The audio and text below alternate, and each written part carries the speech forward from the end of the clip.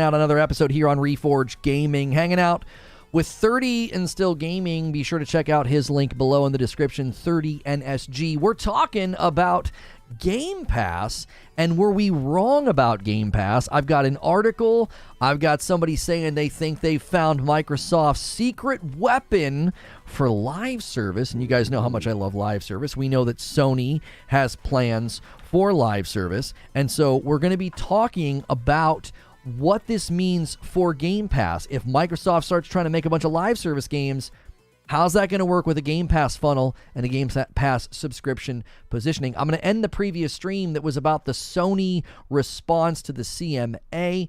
Sony's calling the CMA irrational, and that was a spicy one. Make sure and watch that. It was like a 37-minute opening monologue because there was so much to come over and read through.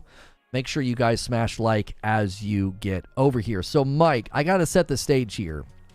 A little bit different than sometimes when we do shows like this. Game Rant throws out this article 4 days ago, and it says, the next Zenimax Online Studios game could be Xbox's secret weapon. And they say that the leading MMO genre with titles like Elder Scrolls Online, Zenimax Online, the next game could give Xbox the upper hand this generation. And I thought, that's interesting. What if Microsoft starts leveraging ZeniMax Online and their expertise to help them build live service games the same way that Sony plans to use Bungie for live service games, wanting to essentially enter the live service game market and get things up and running. They want to have like 12 live service games by the end of 2026. But then as I was talking about it with Creature, and we were thinking about, should we do a show like that? Should we do a show about this? We started thinking about something that I've always said, and I think I may have been wrong. I've always said that Game Pass is a perfect fit for live service games because live service games tend to be monetized. So you would get a bunch of people in the funnel with Game Pass, a ton of people playing your live service game. And if it's a really good game, they'll keep playing, and then they'll start spending money. But I was interacting with somebody on Twitter. I came to the realization that that could be completely and utterly wrong. I feel that people would be less likely to spend money in a game that they know they don't own, whether it's DLC or a battle pass or a skin. And so I wanted to talk about, were we wrong? Is Microsoft going to have to figure out a different way to position live service games? Because I do believe live service games are part of the future of gaming. Are they going to have to figure out a different way to position them? Because if they put them on Game Pass, it could be counterproductive, given that their own documentation in the battle for Activision, they've admitted that there's been a cannibalistic effect on sales. Activision has admitted that they avoid Game Pass because it's cannibalistic to sales. If that cannibalistic effect reverberates down even into micro spending, what do they do with live service games if they want to enter this market? Go.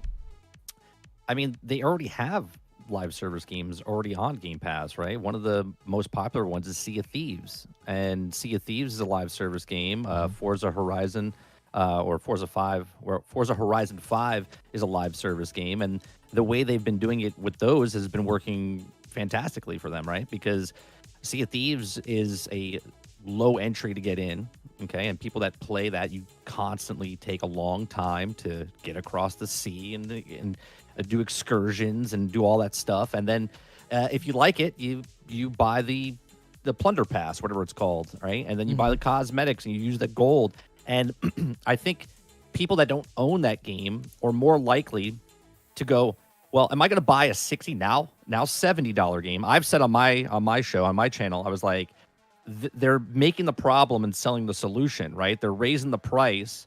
And then before, people used to buy the average of about 3 games a year, right? And the price of Game Pass is less than that for hundreds of games for 12 months. So you look at Sea of Thieves, you look at Horizon, you look at Halo now with the multiplayer Forge mode and stuff like that.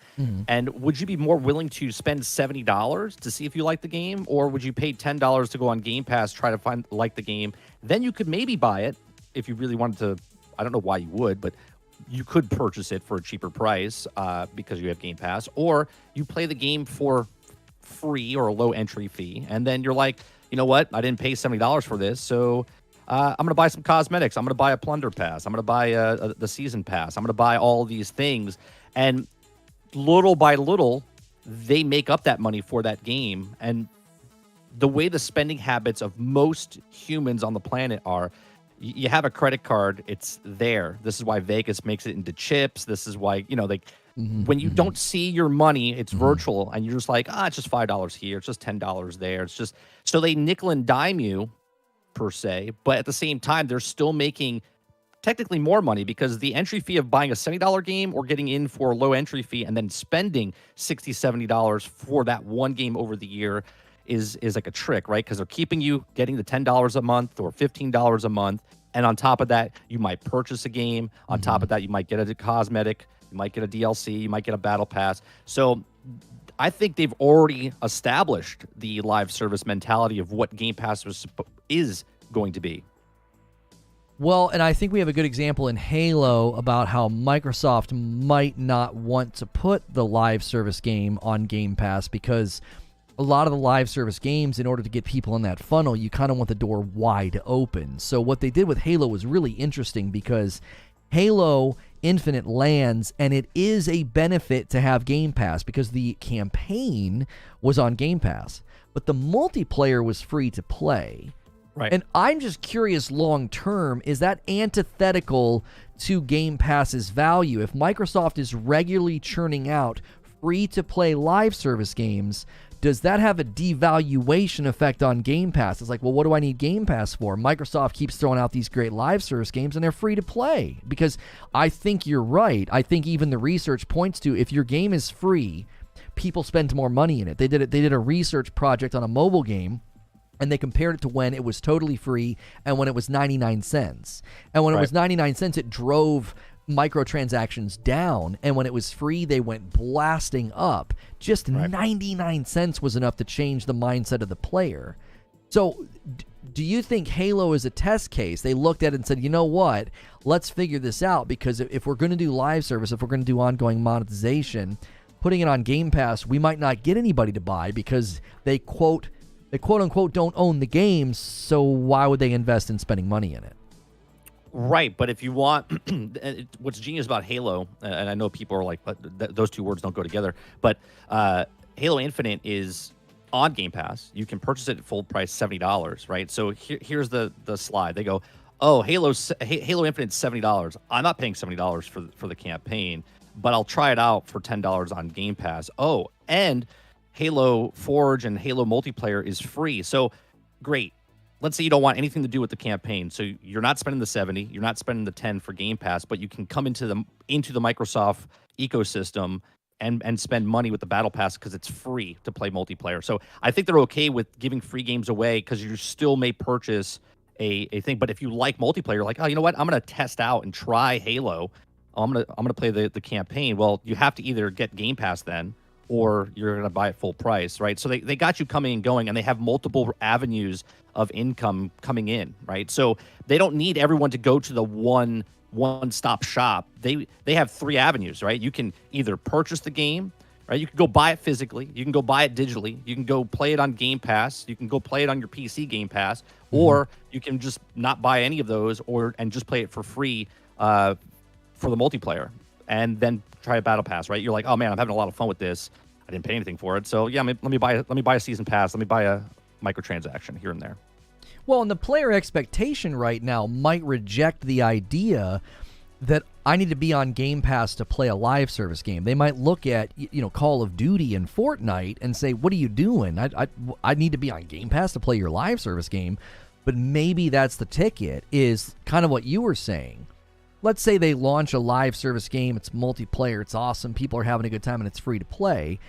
And then they have their Battle Pass, and they have their currency, and Game Pass users get a discount. Game Pass users can spend money in the micro store and get the Battle Pass at a discount, because something that I've been arguing for is a really great way for Microsoft to foster an ecosystem of purchase is to use Game Pass as the catalyst. You basically say, you get a benefit in this storefront, you get a benefit in this Battle Pass if you are a Game Pass holder.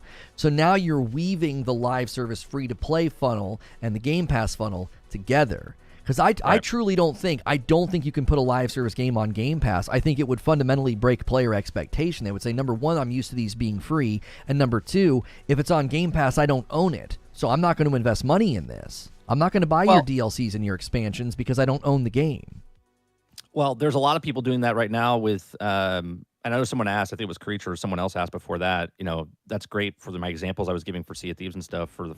I was talking about first party of Microsoft games. Third party is completely different, but Zenimax makes Elder Scrolls Online. That's an MMO, and that's a live service game. And if you pay, basically you're paying the $10 a month. If you're just playing ESO, right, you're paying $10 a month to play it on Game Pass, and people are buying it left and right for the DLCs that come out, for that, and the microtransactions on top of that, right? So they either purchase the game, because and correct me if I'm wrong, Check, because I haven't played it in a while. I know there used to be a monthly subscription for ESO, and then they took it away, but I think you can pay one to get extra storage and different benefits and different perks in Elder Scrolls Online, if I'm not... It's still around, and according to the people who play ESO, it is well worth it. Like, if you're going to play ESO on a regular basis, the crafting bag is practically necessary. Right. But what they do is they bake the subscription with so much value, so many crowns and stuff, that it's just such a deal. Like, that community willingly, like, just gives the money to it. They don't care. It's not required. It kind of is required, but it's not required. So it's a brilliant MMO subscription service that they're just slowly boiling that frog. Right. So if you're just playing ESO, you buy ESO for whatever price it is now, 60, 70, and then you're paying the extra $15 a month on top of that once you earn it to get the extra storage or not. Or you don't buy ESO, you play it on Game Pass because you're paying $10 a month. Now you're paying, if you're only playing ESO, you're paying $10, and then you're paying $15 on top of that for the extra storage, right? So now they're getting you $25 a month just for that one game per se. And obviously, if they wanted to play other games on Game Pass, they could. So I don't know. I think Microsoft is right now conditioning the player base and everything of this sort of a la carte type of thing as they add more games of, you can play it for free, you can pay it on Game Pass, you can buy the season pass, you can buy the battle pass, you can get the DLC, you don't have to get the DLC. So there's lots of different ways they have you going. They're just not focused on that one Game Pass, mentality. Right, because they admitted to the regulators in the one document, I think it was to Brazil, where they were talking about how, Game Pass is only going to make up 15% of their annual gaming revenue. And that's when I started looking at, okay, well, if they've got a multifaceted approach here, and if they start looking at Sony's announced their plans for live service. They've said, listen, by the end of 2026, we're going to have 12 live service games. I said recently in my Sony PlayStation Showcase prediction stream, we're going to have to hear about 2 or 3 of these this summer because you're going to run out of time, Sony. Like, when are we going to start getting some of these? And do you think Microsoft looks at that and says, we need to compete because they got Bungie, they're the live service gurus. They've got one of the more long-standing live service games, one of the more successful live service games in the industry. And if they start leaning on ZeniMax, do you think that that's a competitive field in their mind? Because very many people are anti-live service, which is what put me down this path of like, we were wrong about Game Pass. I don't think live service games are a good fit for Game Pass. Do you think that Microsoft's setting their sights on that? Do they want to have a robust live service offering to the same degree that Sony is? Sony's trying to have double-digit live service games. I don't think so. I don't think Microsoft, just like Microsoft's not dipping their toe in the VR, I don't think they're dipping their toe into just the live service, like to compete with live service. I think they're, as of stands right now, right? Starfield is not a live service game. It's a really long single player game that you can go and spend as much time as you want, go to 1,000 planets as that we know of. So that's not a live service game. You know what I mean? We talked about Hogwarts Legacy in the past. That's a third-party game. Obviously, it's not on Game Pass or anything, but that's not a live service game. So there are these games out there that maybe we want them to be live service, but they're not live service. So I think there's always going to be that place. And I don't think Microsoft, especially Bethesda or ZeniMax, I don't think they're going to take all their games all of a sudden and then start to make them all live service. I think they're doing the wide range, right? So you do have the Redfall, right, which is going to be a live service type of game, right? Then you do have the Starfield, which is that long player single player game. Then you do have your MMOs that they have out there that you can either purchase or play on Game Pass, right? So I think they're just trying to cover as many bases as possible, because Phil has said this for 4 or 5 years. We want more gamers to play more games in more places how they want to play, right? So he's not trying to take whatever words you want and skew them the way you want, but he's saying exactly what it is. He's like, we don't want to like pigeonhole somebody. We want as many people to come and play our games on this system. If it's on the cloud, if it's on the streaming, if it's on this, he wants as many people to come across the board. Well, and if you're looking at the conversation surrounding Diablo 4, there's a lot of people that are looking at Diablo 4 and saying, well, as soon as this deal goes through, we're getting Diablo 4 on Game Pass, right? And my question would be, because Phil Spencer said this a long time ago, like that they would be putting Diablo on Game Pass. Now, I don't know if they just mean Diablo in general. Like, yeah, we'll throw Diablo 3 on there.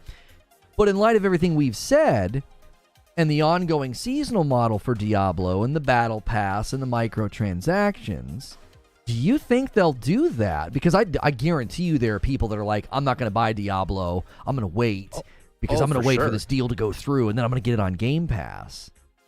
Yeah, for sure. I've even said it on my stream. I'm like, watch. As soon as this deal goes through, obviously it'll be after June, right? After the game comes out, when everyone pre-orders, gets it early access for 4 days, and they play it for like 2 months, and then all of a sudden the deal goes through, and then all of a sudden they're like, hey, by the way, Diablo 4 is on Game Pass by Christmas, and you're like, what? Why didn't I? So I think 100% it's going to go on Game Pass at some point. I can't see it not going to Game Pass, and I know people are like, there's no way it's coming to Game Pass. It's coming to Game Pass. Everything that they own, they're not going to pay $70 billion not to put it on Game Pass, right? Because you're like, well, that's sales they might lose for people. Again, the very first question was, are people going to buy games and DLCs and stuff for things they don't own? Yes, they do it right now, right? I've done it with the Minecraft Dungeons, right? That's a smaller game. I didn't own the main game, and yet I've purchased every single DLC that's come out for it, right? Because you can't play it any other way.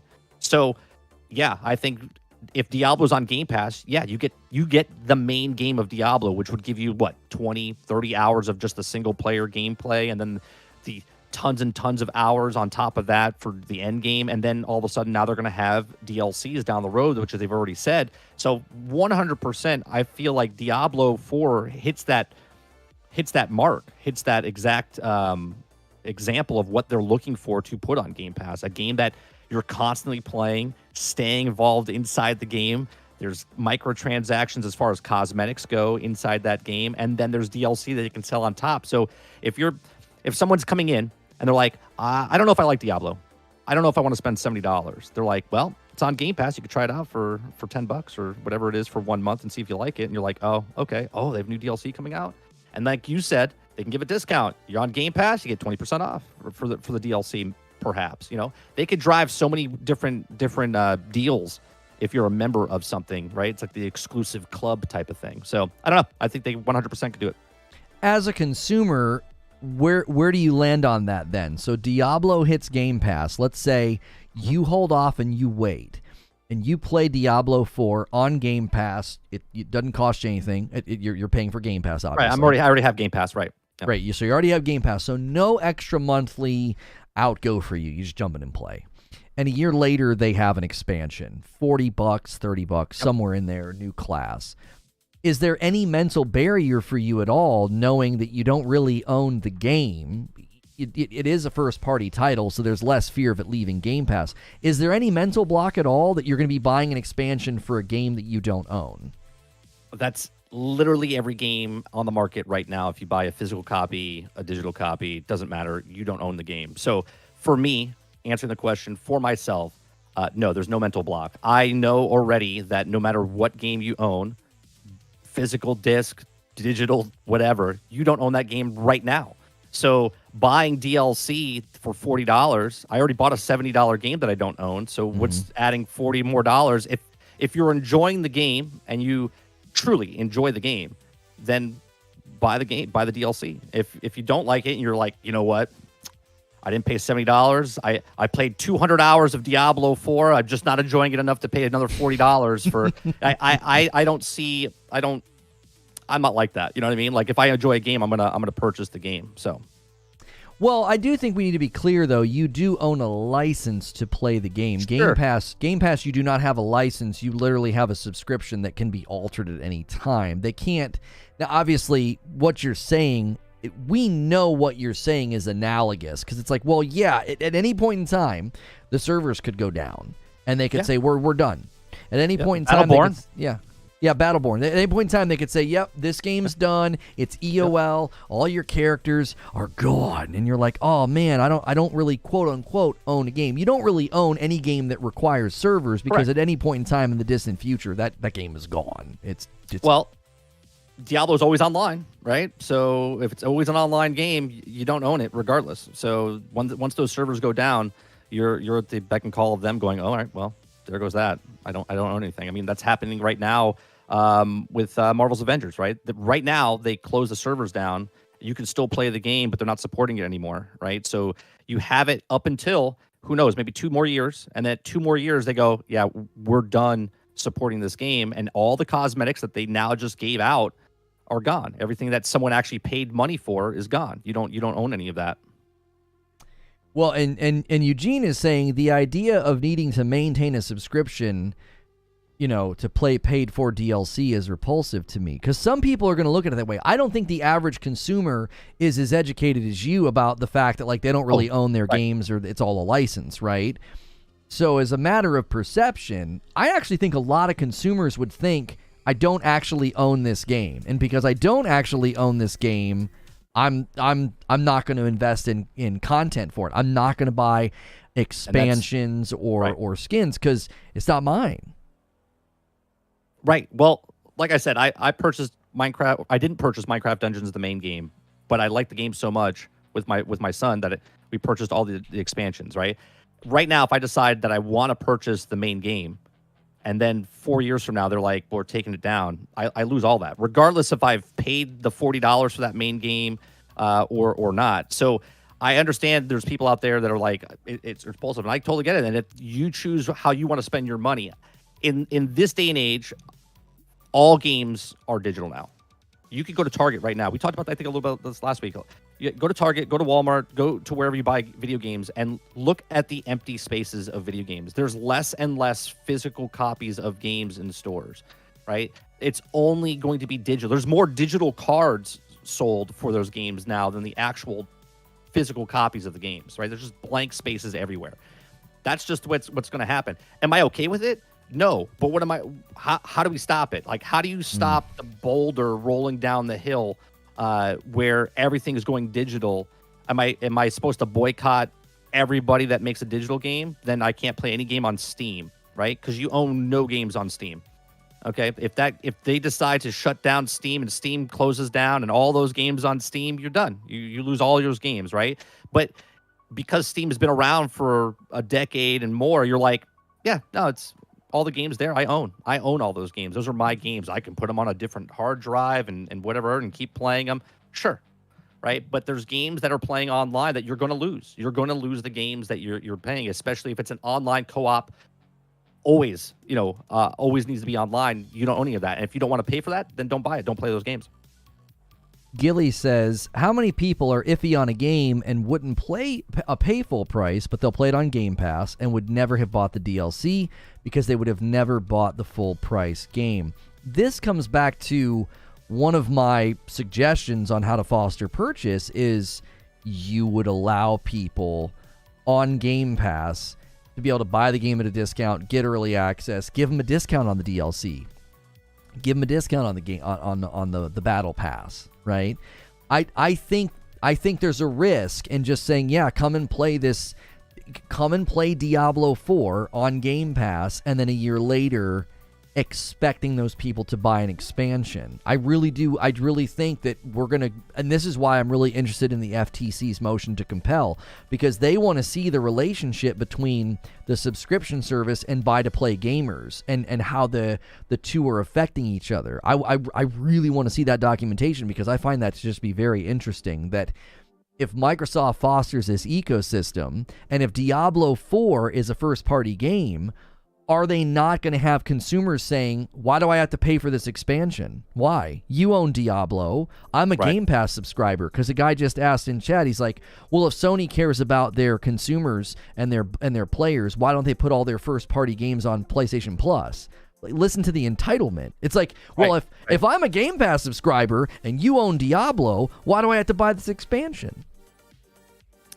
Yeah, well, I was talking a little bit about this the other day. Like, I think the culture has completely changed for the clientele. We come from, and when I say we, I mean me and Lono are about the same age. I think I'm about 3-4 years older, but we come from like Mario days and Atari days, right? So the games were so like simplistic and easy, and like you played it and you owned it. You had the cartridge, you put it in. You had the disc, you put it in. And we grew up seeing the games become better graphically, better gameplay wise, just everything about it's gotten better and better, where your kids, my son, they come out and they have the game that has the best graphics, the best gameplay right from start, day one, right? And then their next game, so let's say it's a sequel, let's say they played let's say Diablo 3, right? Diablo 3, that was their first game. They're like, oh man, this is amazing. And then all of a sudden Diablo 4 comes out and they're like, it doesn't meet their criteria. I guess it's a bad example. Let's say Jedi Fallen Order 1 and 2. Okay, so Survivor and Fallen Order. Right? So graphically, Fallen Order, you're like, man, this is amazing, right? So that's the first game they've ever played. My first game I've ever played was bowling on the Atari 2600. Okay, so now if I buy a bowling game now, it's like night and day. But they have the graphics, the gameplay, everything is just immaculate, sound design, everything. And then the sequel comes out, and it barely turns the dial, and they're like, it's all right. I mean, the first one was great, but the second one, it just didn't do enough for me, because now their brains and everything are pushing the envelope. They want better. Well, you're not going to get better. Everything now is going to get incrementally smaller for graphically and stuff like that for them, but they want more. They feel entitled that because they got such a good game here, they want a fantastic game, even better than the first one, where we're used to incrementally getting better and better, and then now 30, 40 years later, you look at it and go, holy Christ, it's come a long way. But for them, in the last 10 years, graphically, it hasn't really moved. I mean, look at Battlefield 1 that came out in, 2015? And then you look at Battlefield that came out in 2017, and if the next Battlefield comes out, it was photorealism. Like, how are you going to get better than photorealism? Better photorealism? Like, you know what I mean? So I think the customers now, they feel more entitled because they're shoving so much into games for their time and respecting the player's time, that when they cut that short, they're just like, well, the last game I had 2,000 hours. If I don't get 3,000 hours out of this game, but this game sucks. You know what I mean? So I think that's the mentality of the entitlement of a lot of gamers. If that makes sense. You know what I mean? It totally makes sense. We discussed this just this week. This is so relevant. I'm going to try to connect a lot of dots here, because we talked about Diablo 4 Endgame this week. Everybody's hating on it, and Diablo 4 could end up on Game Pass one day. So I'm going to try and draw this all together, right? So this week, I covered Diablo 4 Endgame, and I'm like, okay, not a lot of new information, but let's kind of do a recap. I wake up the next morning, and everybody's hating on it. It's getting downvoted as a video. Twitter's on fire. The Reddit's on fire. Their comment section's on fire. I'm like, what is going on? Like, I liked it. I did too. I was like, this is everything they told us 6 months ago. We knew about all of this. What's going on? And this was my diagnosis, because I've been doing this long enough that I feel like I can, almost like a doctor, be like, well, here's all the symptoms. This is what I think's going on. Right. It's basically a form of gamer fatigue, because you can only do so much in a game like Diablo, right? And I call it the metamorphosis principle. The fact that the first time you played a shooter or a dungeon crawler, it was something new and fresh. And then there were these big leaps in graphical fidelity and game length, right? You go from the original Legend of Zelda to Breath of the Wild. It's the difference between playing on the playground and climbing Mount Everest. There's just no comparison in scope and size. And that's not happening anymore. Right. The difference between the last game and the new game, the differences are not as remarkable. It's you're not having your eyeballs tickled with amazing new graphics. Your hair's not getting blown off your head, right? I have a little bit more than you, but your hair's not getting blown off your head. and so you judge the game against that sort of undercurrent of expectation of like, I really expected this game to push the envelope, as you said. Yeah. Now, let me connect it to Game Pass. Microsoft's attempting to buy really big property that's historically very lucrative because people buy a ton. They had to come out and say Diablo 4 is not going to be on Game Pass. Activision's on record saying we avoid Game Pass. It's cannibalistic to sales. They're trying to sell these games. If you combine everything we've just said about it's going to be difficult to really wow people with future Call of Duty, future expansions and seasons in Diablo, and it's on Game Pass. Yep. And if we look at Game Pass, the effect that it had on, as an example, let's look at Wolong achievements. The first boss was beat by like 80-something% of the people who got the game on PlayStation. It was like 30-something% on Xbox. Why? Well, they're trying the game out, and that's a great value to the consumer, right? Yeah, try the game out. The concern I would have is if I'm Microsoft, and you're turning all these very familiar live service games into buffet-style games. They're on Game Pass. You can try them. And it's really easy for people to say, well, I didn't spend any money. I got no skin in the game. It's really easy for them to throw the game over their shoulder. That's going to have an effect on your monetization. It's going to have an effect on your return users. It's going to have an effect on the profitability of these very, very large titles, which, funny enough, everybody's been giving Sony grief for relying so much on third-party, revenue from Call of Duty. That would make Microsoft rely pretty heavily on selling the games elsewhere because their own ecosystem could have a negative effect on the profitability of some of these properties. What do you think? Sure, but at the same time, I think they're okay losing the money to try to get. This is why they try to get the big title names onto Game Pass, right? Like those driving forces, they want that 100 million members, right? They want that 200 million member mark. If they can make $3 billion a month, for 12 months, that's a whole lot of change. That they wouldn't make that money if they sold every game at full price, because the full price is that still that factor of, well, now they're $70, and sure, you might sell a game at $70 at let's say the average game sells 2 to 3 million copies. Okay, and that 70 times 3, so it's $210 million, right? Just rough math, real quick, right? $210 million for that. Well, if they put it out on Game Pass, and now there's 30 million, 100 million people that could try it, okay, well, you're still going to get that 20% that buys the game because they want to buy the game. And now you've put it out to everybody else that can potentially spend $10 a month on Game Pass and then get that DLC or get that microtransaction and get that extra. So they're putting it out there for more people. So I don't know if they're going to eat into their own thing, because I think the thing that they want is get onto Game Pass, right? That's what they want. So eating into their and making it where they're losing. I don't think they're actually losing money per se in the short term, yes.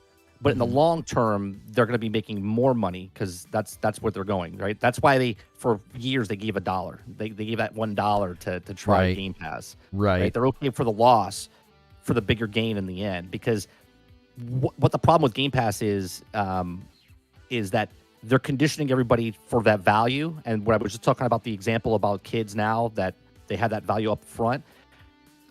They're going to feel so bad if they spend $70 on a game and it's broke, buggy, glitchy, right? And what you said was they just kind of throw it over their shoulder. If you only spend $10 on Game Pass and all these games come in, if it's broke, buggy, or you're like, I didn't spend that much money, so you kind of just throw it over your shoulder, but they don't care. They still have you. They still have you because there's other 100 games out there or whatever, or that microtransaction you're spending it on. I think the problem is a lot of people now, if you buy something, you earned it, you went to work, you got the money, you pay for something, you appreciate that more, right? When you buy something, right? And when you give your son something or give your daughter something, it's different than, I don't know if you've given them an allowance or anything yet, right? Not yet. But okay. But if you give them to way to earn that toy or something, they treasure that toy more than if someone just gave them a toy for their birthday or whatnot, right? Because they have so many toys now that the toys are not special. But the one toy that they spend their money on, or they got because they earned it, they treasure that toy a little bit more. Maybe that car is not as broke as the other ones because they earned that and they have some value. So that's the problem with Game Pass in my eyes. Right? In my eyes, you're just kind of just throwing $10 at it and you're like, I don't really care if I enjoyed it. Cool. But the game that you spend $70 on, you want as much time in that game as possible, and you want that game to exceed your expectations because you spent your hard-earned money on that game. Does that make sense as well? Yeah, you always feel this gnawing sense of, I didn't get my money's worth. Like, I should go back and finish that game. People always say this about having a backlog, right? Steam sales, and they have this big backlog, and they feel this sense of almost like self-inflicted injustice. Like, I spent all that money and I'm not playing those games.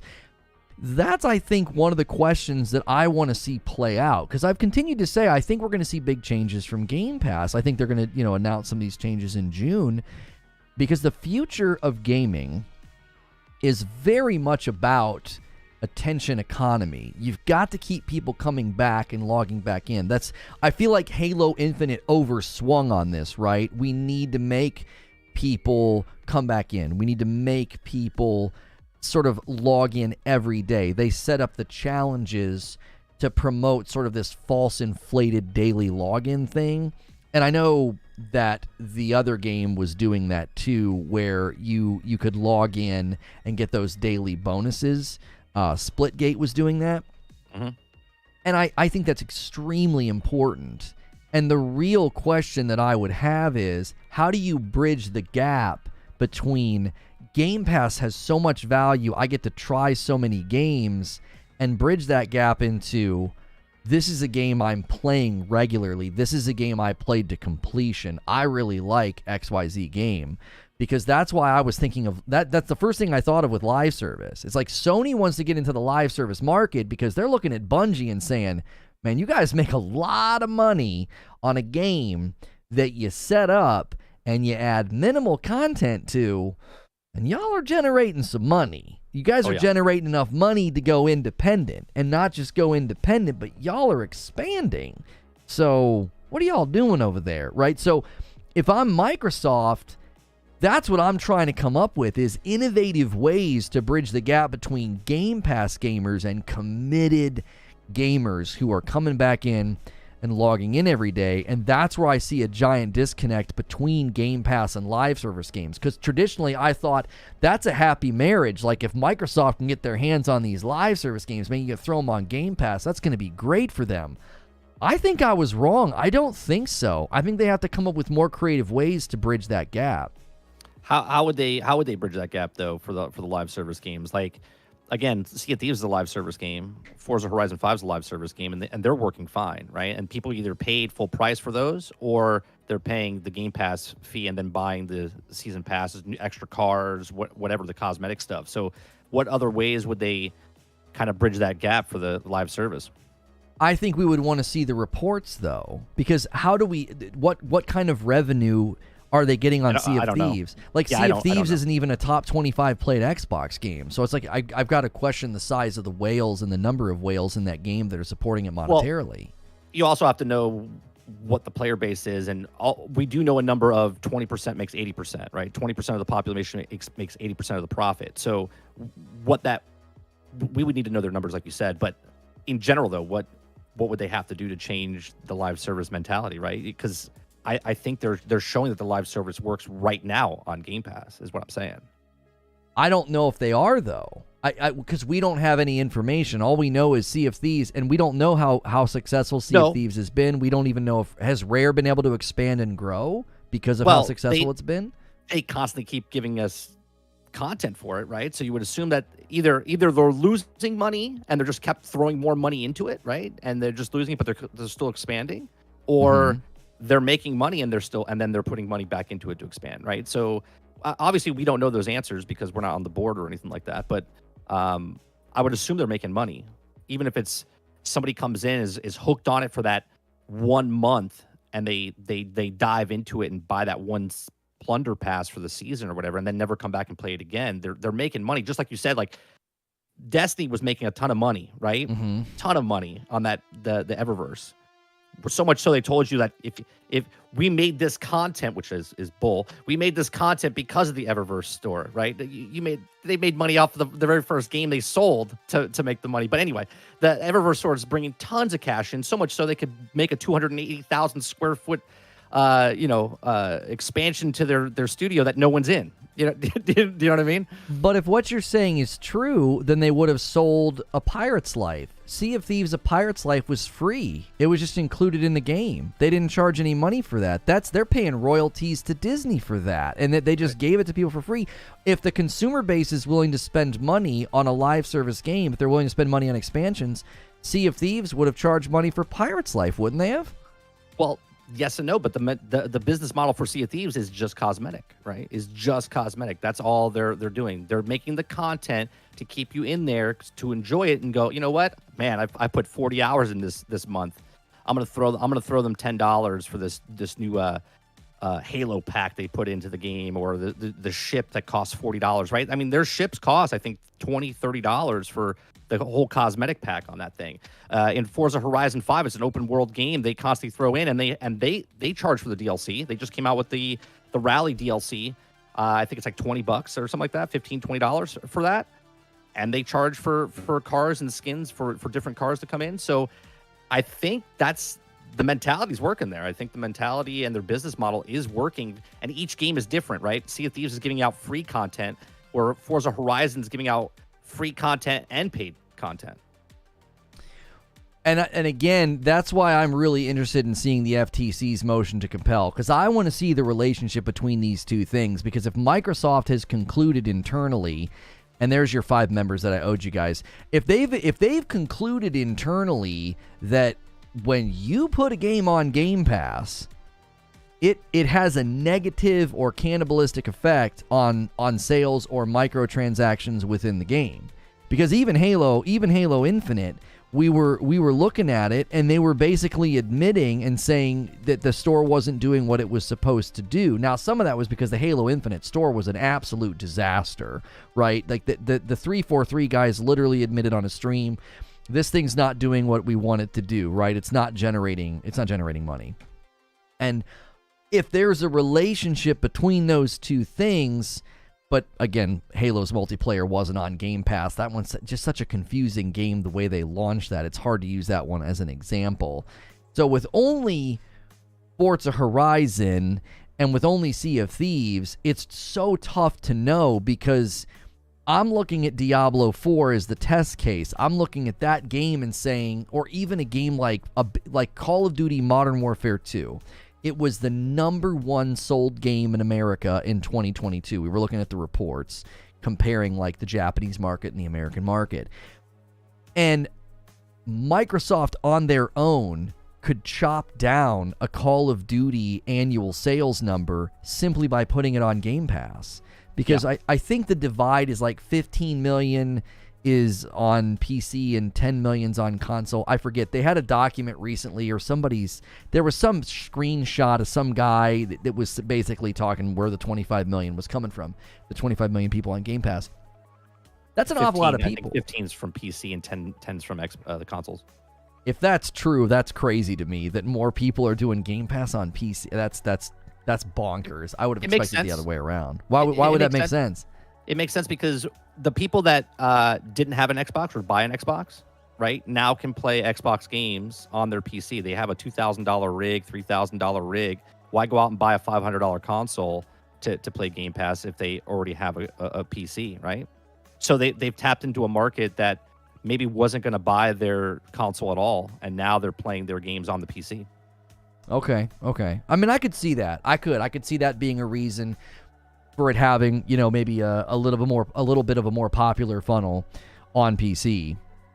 But in my mind, that would be the thing that I would want to see, is if you've got 25 million people and then you got these titles like Call of Duty coming out, number one selling game of the year, does that game suddenly drop down a peg on those sales reports? And what does that communicate to your shareholders? What does that communicate to the public if suddenly, well, yeah, Call of Duty's not at the top of the sales charts anymore because, 25-something million people don't have to buy it. And if Game Pass continues to grow, I would imagine then you've got 35 million people that are like, I don't have to buy Call of Duty. That's a lot of people.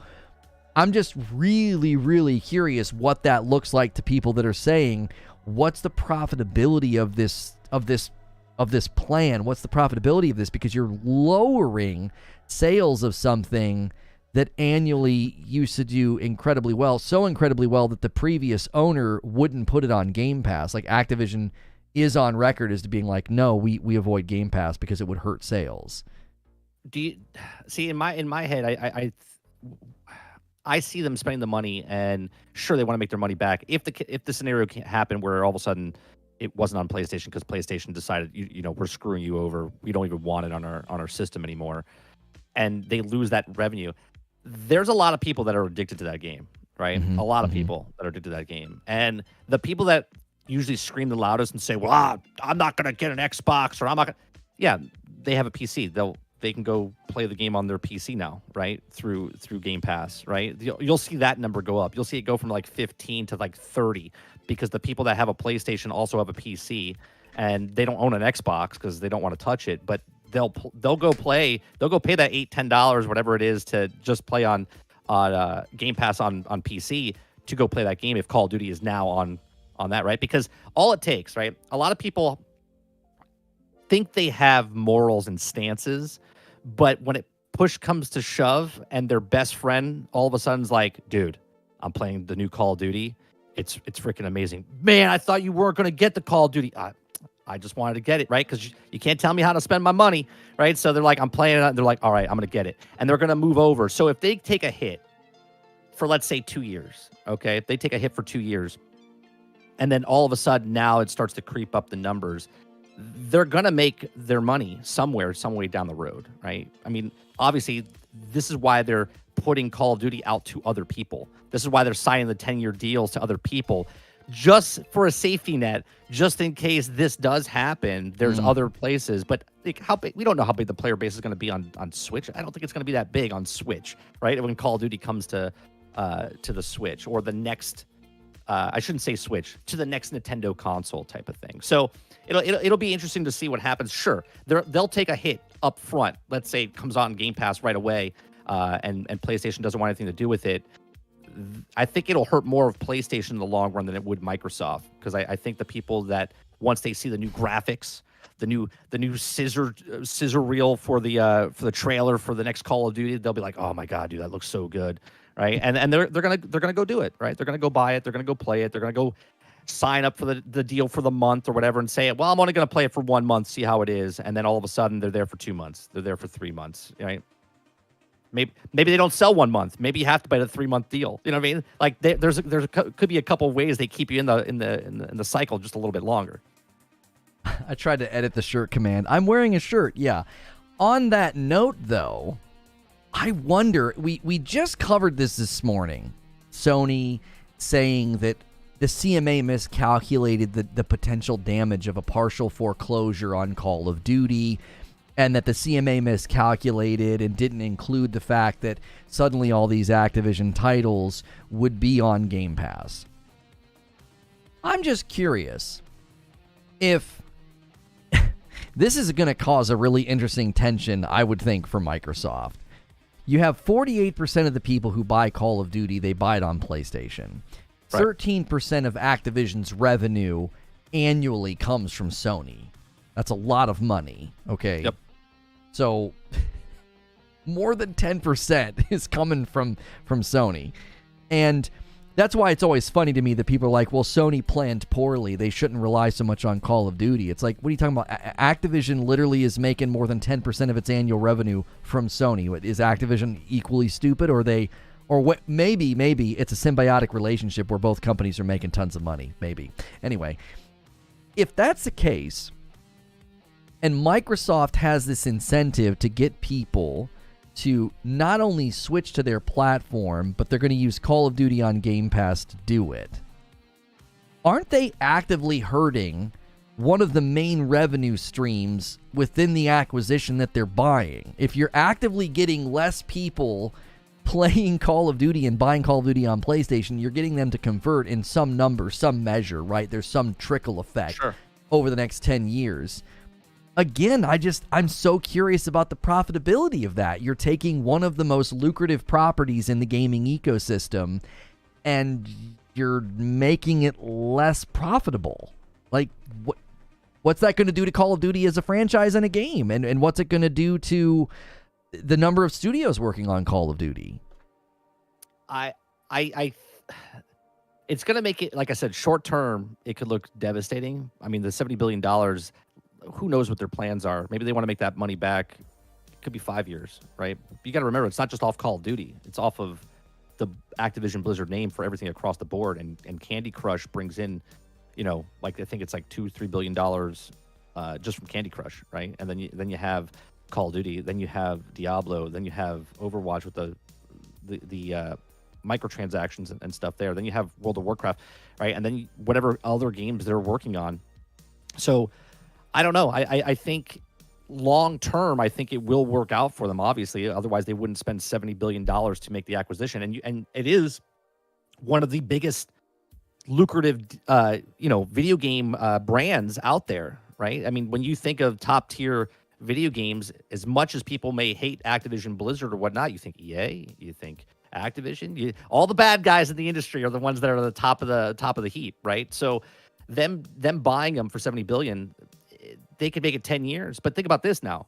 Okay, they lose money for 3 years, 4 years off of the Call of Duty brand.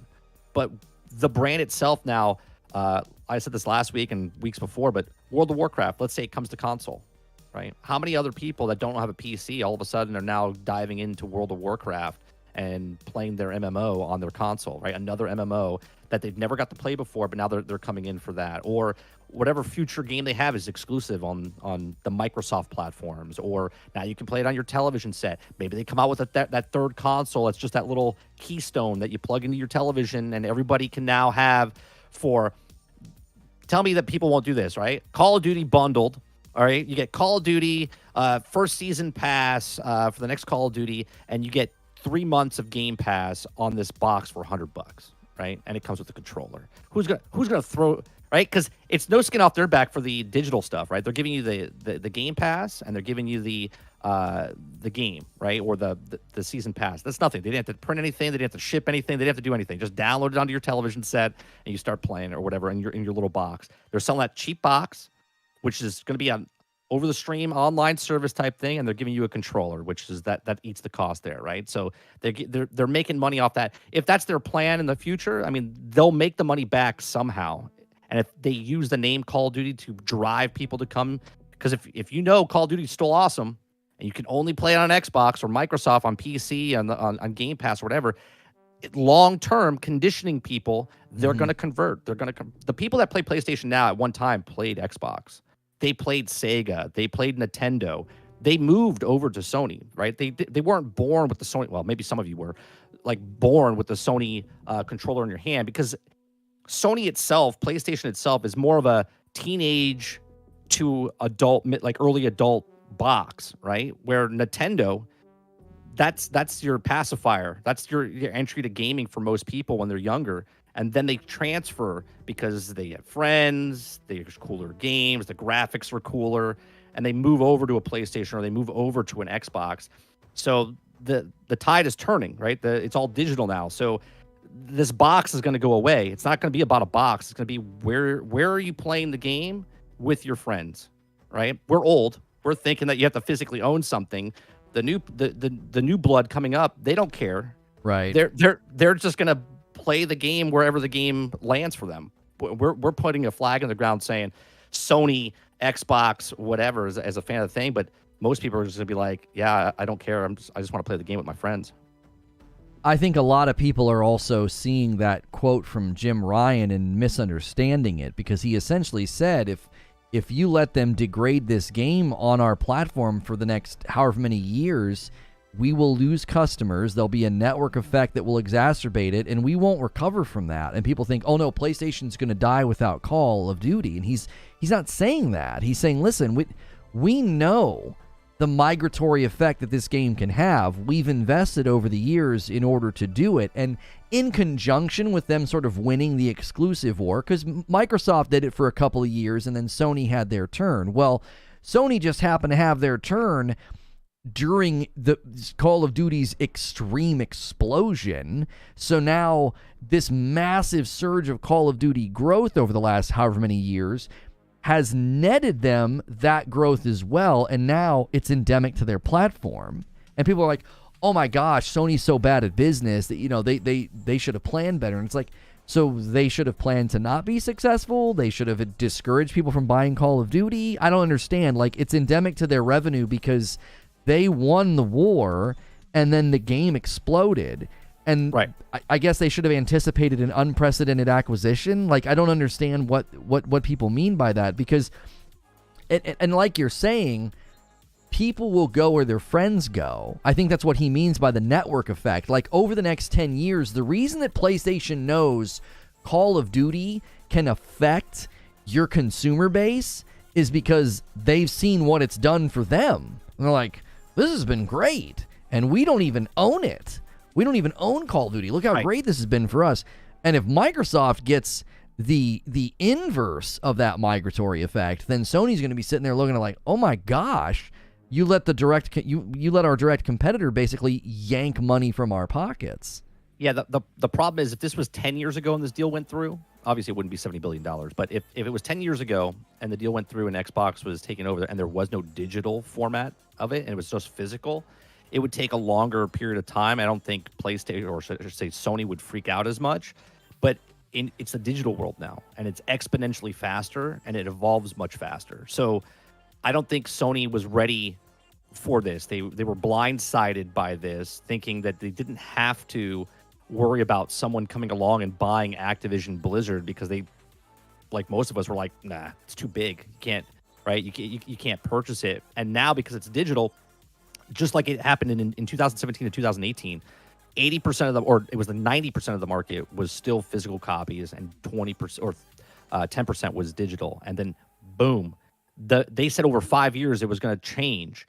It changed in 1 year. It went from 2080 physical copies to digital copies, right? It was a 80-point shift over to the other side, and everyone was like, holy Christ. So that's how fast it is. Now here we are 6 years later, and the digital format and the way everything's happening, this is why I think they recoiled real fast by saying, oh, we bought Bungie up, right? Because Bungie is first-person shooter like gods, you know what I mean? Like, they could be making something really good there, but Activision also worked on, Destiny and stuff like that, and they have COD, and they make really good games as well. So, I think the pockets are deep with Microsoft, and they're 10 times the size of Sony, and Sony has to make adjustments, and they are.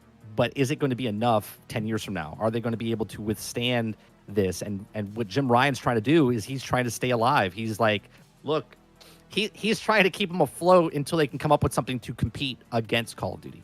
And because of the digital way, it's going to happen overnight. You know what I mean? Like, per se, not literally overnight, but a lot faster than it would if it was a physical copy and they had to print the disc and it took 3 to 5 years to get it out.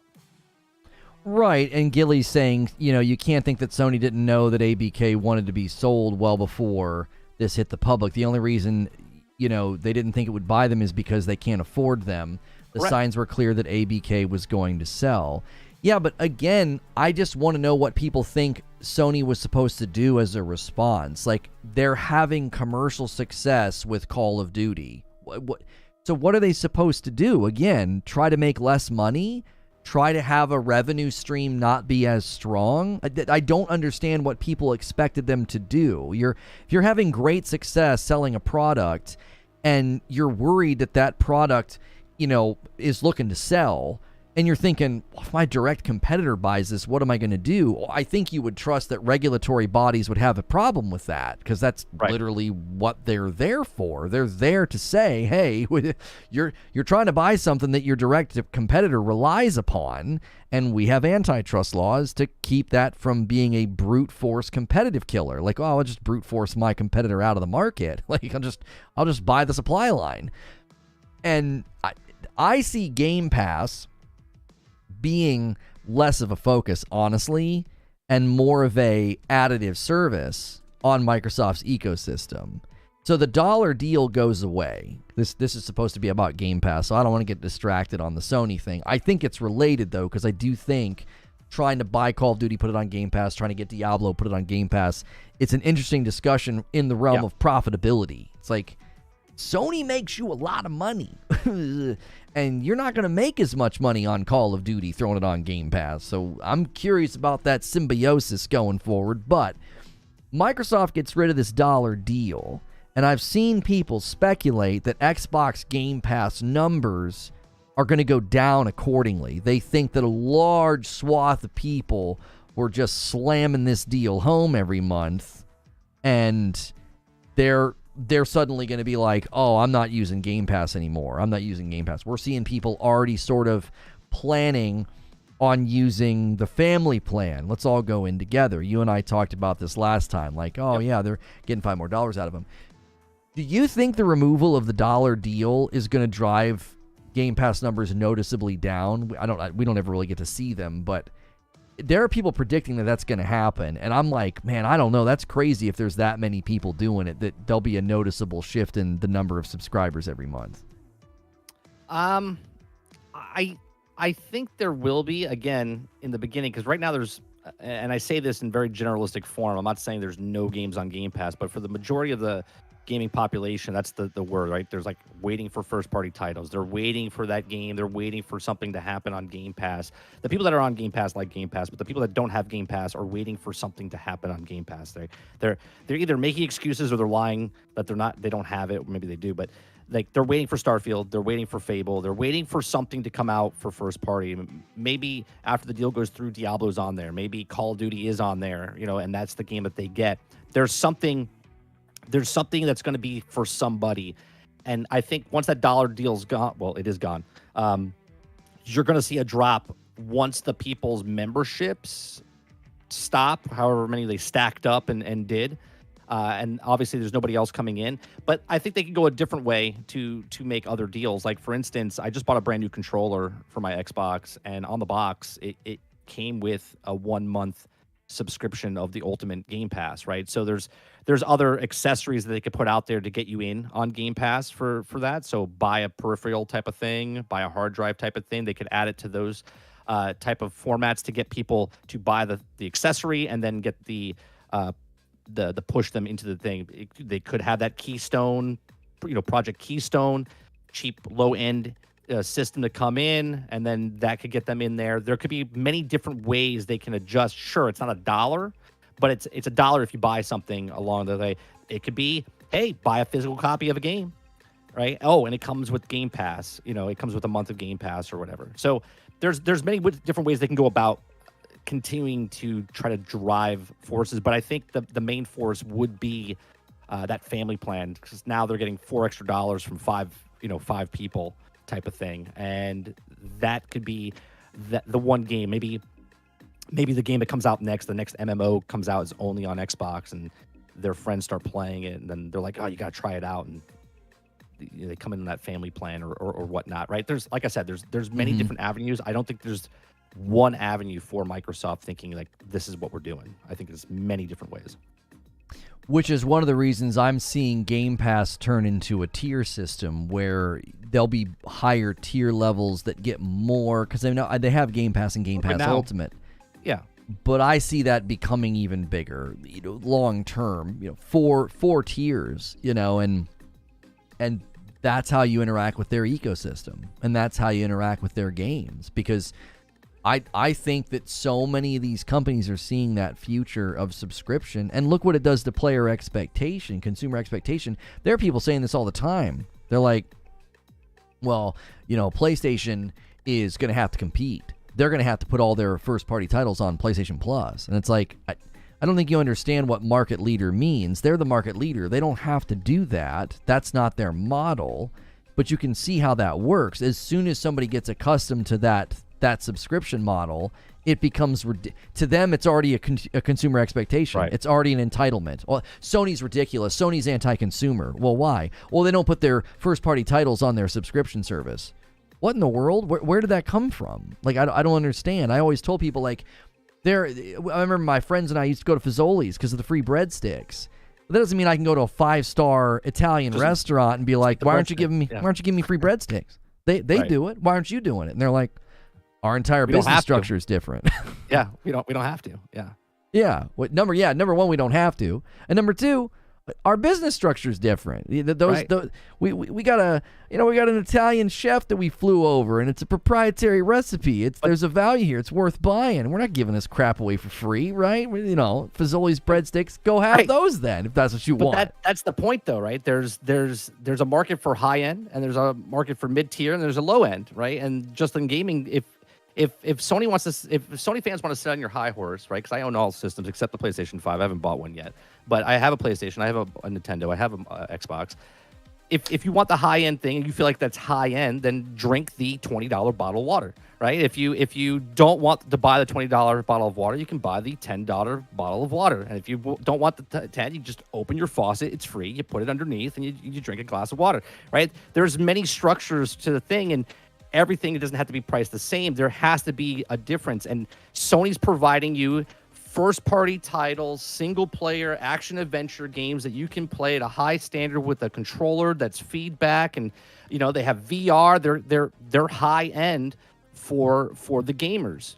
Microsoft doesn't have VR, doesn't have haptic feedback on their controllers, and they're giving you 100 games for $10, right? So there's that mid-tier section, or even low-end tier, and then Nintendo, right? Nintendo's out there just on its own. So there's a system for every, price point that someone wants to get in.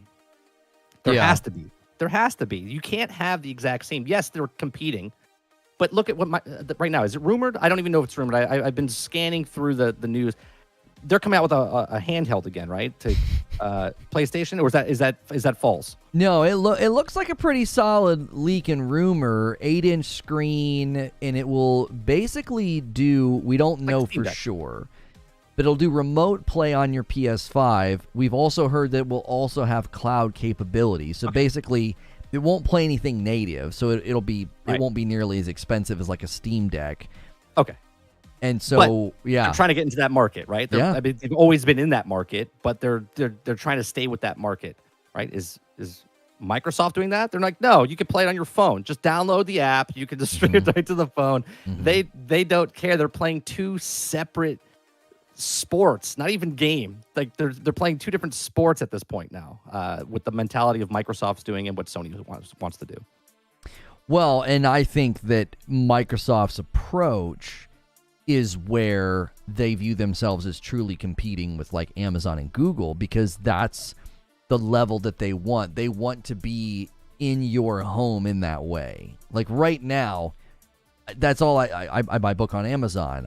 My wife does subscribe and save, right? We have the Amazon wish lists, and we use the Amazon Echo, and it's Amazon is all over my house, right? I watch Amazon Prime movies and TV shows, and I subscribe to Paramount Plus through Amazon.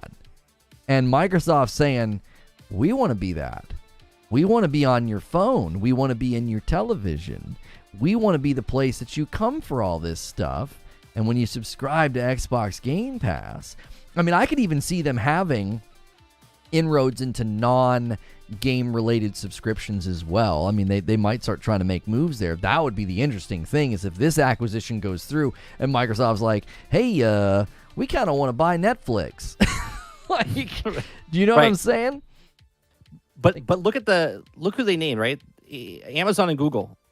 Microsoft is leaps and bounds ahead of them as far as gaming consoles go, right? Compared where Sony doesn't have the financial backing to compete with Amazon and Google. Amazon and Google they could just go buy if they really wanted to. Google could be like, yeah, I'm going to buy Sony just so I can compete with Microsoft, right? Type of move, right?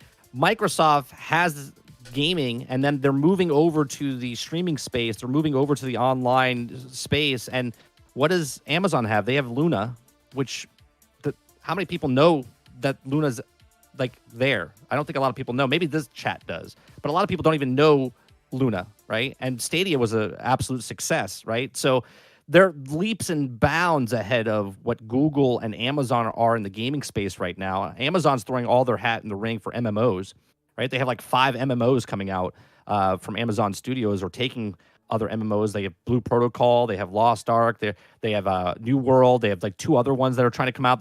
That's where they're focusing their attention for games right now, but they're not coming out with a system or anything right now. Luna's a weird kind of scenario of a gaming thing. It's sort of like Stadia, it's sort of like xCloud. It's weird. It's like a weird hybrid type of thing. But yeah, they're moving from a market where they were losing to now they're the king, right? Yeah. Well, and somebody's bringing up, obviously this is an intellectual argument because they used a pony emoji, and they're saying they're shook and coping because Jimmy even says none of their games can equal Call of Duty, much tears flow.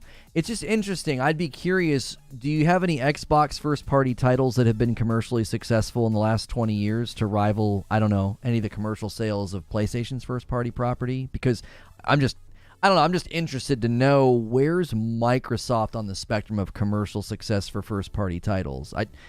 I'll let you cheat. I'll let you skip to the back of the book. They don't have anything even remotely close first-party commercial success, except for maybe Forza. So that's the issue. Sony admitting the size and the profitability of Call of Duty is not a dunk. They're just admitting that this game's a Leviathan. That would be like looking at the mobile market, and if suddenly Apple no longer had access to Candy Crush, and Apple said, whoa, we make tons of money on Candy Crush. It's like the 4th most profitable game in the world. And somebody said, right. Well, Apple, you should have thought about that. Well, what do you mean? This is a Leviathan-like game. It's hit an endemic level. Everybody plays it. Everybody gives it money. Sony admitting it's not a dunk. I don't think people see what they're saying. It would be like when Netflix lost all of the NBC property or all the Marvel property. That significantly hurt them. Look at what happened to Netflix in the wake of that. Yep. That's because why? Because Marvel had grown to a status that was so big or Star Wars, that Disney wanted them. That's how big the property got. And when a property gets that big, it shouldn't surprise you that it generates a ton of money. This is not some sort of a revelation that's damaging to the PlayStation brand like people think it is. It's just admittance to what all of us have known all along, that Call of Duty is one of the gods in the industry, and you can't afford to lose them. Who could? Right. I mean, it'll be interesting to see what happens with the choice that Microsoft makes with Call of Duty. As far as, obviously they made the deals with them, and I don't know if they're by the law, by the state, whatever they're going to sign, that they can't put it on Game Pass if because Sony doesn't want it, but maybe they could, and that ruins the whole business structure of what Sony's trying to do. And put it out there, I agree with the way Sony's doing their thing, right? Like, I say, like, if God of War comes out, you don't put that on their platform for 6, 8, 12 months, right? You let that game sell and run its course, and then put it on there to get everybody else to come and play that game, right? So I like their business model better. I think it's better for the industry. But Microsoft has got the Game Pass, and they're changing the way consumers take their games, because the value is going to continuously get tremendous, and people are going to get used to it and used to it and used to it. And then if it wavers or switches in any way, they're going to revolt. They're going to be like, well, I got 100 games for $1. Now I got 100 games for $5. I got 100 games for $10. You know what I mean? It's going to go up in price. And what's that point going to be where they're like, yeah, I'm not going to pay that much for the same thing you're giving? And then Microsoft have to make a change of value. They're going to have to make more games. You put 200 games on there instead of 100 games. You know what I mean? And with Microsoft looking at Game Pass and the future trajectory here of they want to, as Sony argued in their response to the CMA, that the point of this acquisition is to acquire talent and then to put that talent to work and to bolster Game Pass. What are your thoughts on sub-services in games going to... There are games you can only play on the subservice. Like, you can't buy games anymore. Do you envision that being a future? Because Adobe did that with Creative Suite, right? Like, you can't buy Adobe Creative Suite anymore. You just have to sub to them for Creative Suite. And I know Microsoft's been moving that way with Office 365, where it's very difficult to buy it. Like, it's not an easy thing. I think you got to, like, go looking for it. They basically try to push everybody into the subservice. Do you think games are going that way, or at least Microsoft's going to try to lead that charge? I think everything's going that way. Everything's a subscription model. I literally tried to sign my son up for summer camp, and he could take one thing, but if you wanted to do the Minecraft one, you had to do the other one, right? It was free only with the purchase of the other one. And I was just like, seriously? I can't just do the Minecraft one. So you have to be a sub to partake in that other camp type of thing. So it's like, I mean, yes, the gaming industry and Microsoft, everything is going to do that. They're going to go into the, like what Treacher just said, like a combination type of thing, like, you know, where you're going to purchase Game Pass and you get this as well, but you have to do the subscription model. If you don't do the subscription, you don't get anything, right? It's in and then everything, or out and nothing. It's going to be a la carte. They're going to give you choices of things, right? Like, for instance, you pay $10 for Game Pass a month, right? And a game comes out on Game Pass, let's say on June 1st. But if you pay the Ultimate Edition, it comes out 2 weeks early or a month early, right? So the people that are on Game Pass that are paying the Ultimate can play that Game Pass game a month earlier than the other people on Game Pass at the lower tier. Like, that's what it'll be. Yeah. It's interesting because when I own every platform, and I've kind of reached a point where I'm like, I want to cancel all these sub services because I'm not using them. Like, they got me. They totally did. Like, Game Pass Ultimate, they got me. But then here's the thing. Every once in a while, I pull it up, and then, like, my daughter wants to try out a game, right? She played Hi-Fi Rush. And she beat it. And I'm like, all right, well, I'll keep it. And then on PlayStation Plus, like, every once in a while, I'll be like, oh, let me do a trial. I'm going to install this trial and try out this game. And so that I end up keeping it. And it's that's the real ticket, is that would be a 900 IQ play by Microsoft, because we've always said subscriptions to MMOs struggle on console. Like, it's a really tough sell. A couple people have pulled it off. A lot of games have tried to hide it, right? Like, Destiny doesn't really do it, but you're kind of paying a subscription fee. If you add up your annual outgo to stay up to date in Destiny, you're kind of paying a monthly subscription fee of, like, I think it's like $7 or something, if you add up the annual cost to stay up to date in Destiny. But if Microsoft basically says, well, we don't need to get anybody on a subscription service for individual MMOs, we've just slowly fostered an entire community of people who, they're on our subservice. And if you want these games, you got to stay on. Just like if you want to keep playing World of Warcraft, you got to keep paying that sub fee. But that's just one game. This is going to be a whole host of games. It's going to be an ecosystem. And that's the future I see. I see Microsoft looking more like cable television in 10 years, where there'll be different tier levels of subscription. And, like, the big banger is $60 a month or something, and you're getting... Could you imagine, though, that single-player action games are like $20 subscription service, but, like, simulator games are like $10, you know what I mean? Like, different tiers. They know that the single-player action ones are, all of a sudden, Microsoft comes out with this let's say God of War tier type of game, like or Horizon Zero game, but the only way you can play is get the top tier level of Game Pass, right? People would be like, a lot of people would push back on that. Be like, wait a minute, single player action adventure first party games are $20, but Minecraft Dungeons is at the $10 level. You know what I mean? Like that. I don't know. I think I would stop playing games at that point with the tier level like that. But see, it's so interesting how quickly people just changed, evolved, and adapted, right? Because, like, Sure. Game Pass been out for 5 or 6 years, and look at the mindset, look at the hive mind, look at the conversation around it. It's Microsoft's got to just be rubbing their hands together, like, oh, we did it.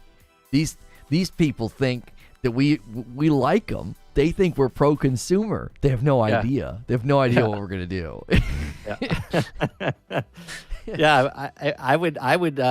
I always say, like, I'm starting to play a lot more. I don't play them on stream. I started to play a lot more like little indie titles, like names of games I haven't even seen. Because I use it's not a sponsor, but the Opera browser, and it shows like independent games when they come out and stuff like that. And I'm like, I was like, let me try some of these games, right? Because they're in my site. I see them, and I'm like, oh, let me see. And I look at it, and I'm starting to go back towards trying other games out a little bit more than I did in the past, because I'm just kind of tired of the way the AAA games are going and the way they're pushing, right? And I'm also being conditioned because of Game Pass, right? Every time a game comes out, we joke. It's a running joke. Every time a new game comes out, we're like, is that on Game Pass?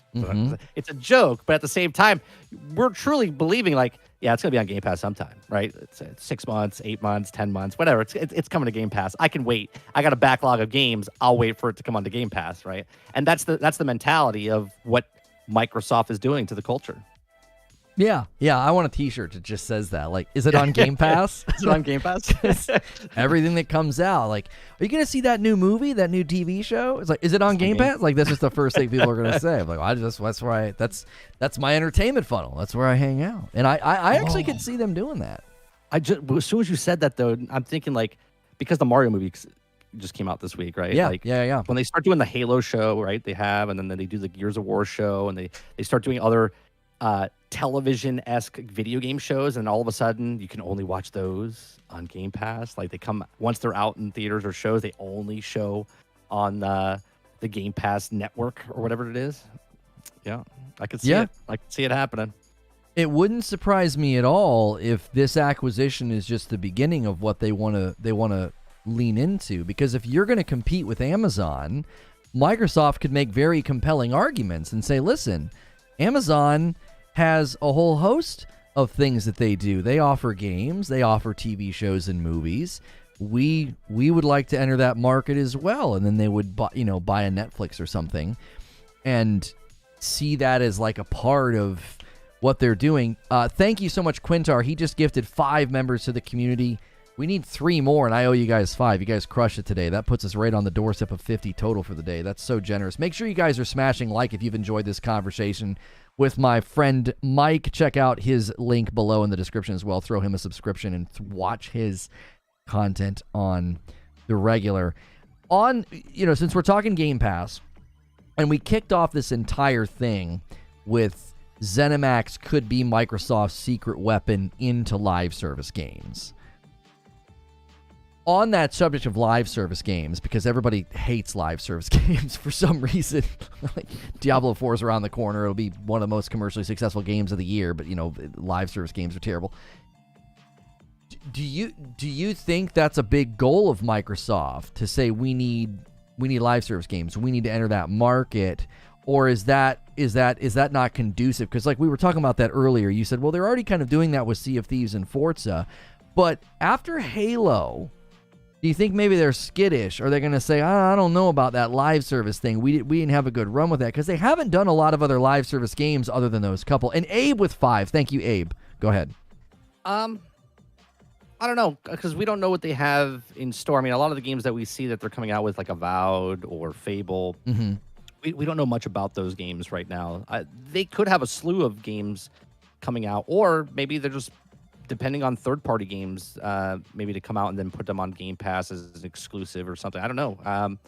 I just don't think that I don't think there's a division. Like, they're working on all these live service games to put. Like I said earlier in the show, I believe that there's different, a widespread umbrella type of deal where they're working on all these different types of games. I don't think they're focusing or honing in on live service games. I kind of feel like, sort of like people say it's free on Game Pass. You know what I mean? Like everyone thinks it's free, but you're paying 10, you're paying 15 or whatever you're paying for to play those games on that service. I feel like that's the same thing, right? I feel like games coming out, not everything has to be like a live service game, and you're just kind of just playing the game. If it's single player, if it's co-op, if it's multiplayer, if it's a live service, they're just whatever game you want to play, it'll be on Game Pass, right? That's what they want to do. I don't think they're honing in on live service personally. I just said earlier that they already have the live service working. Right. Yeah.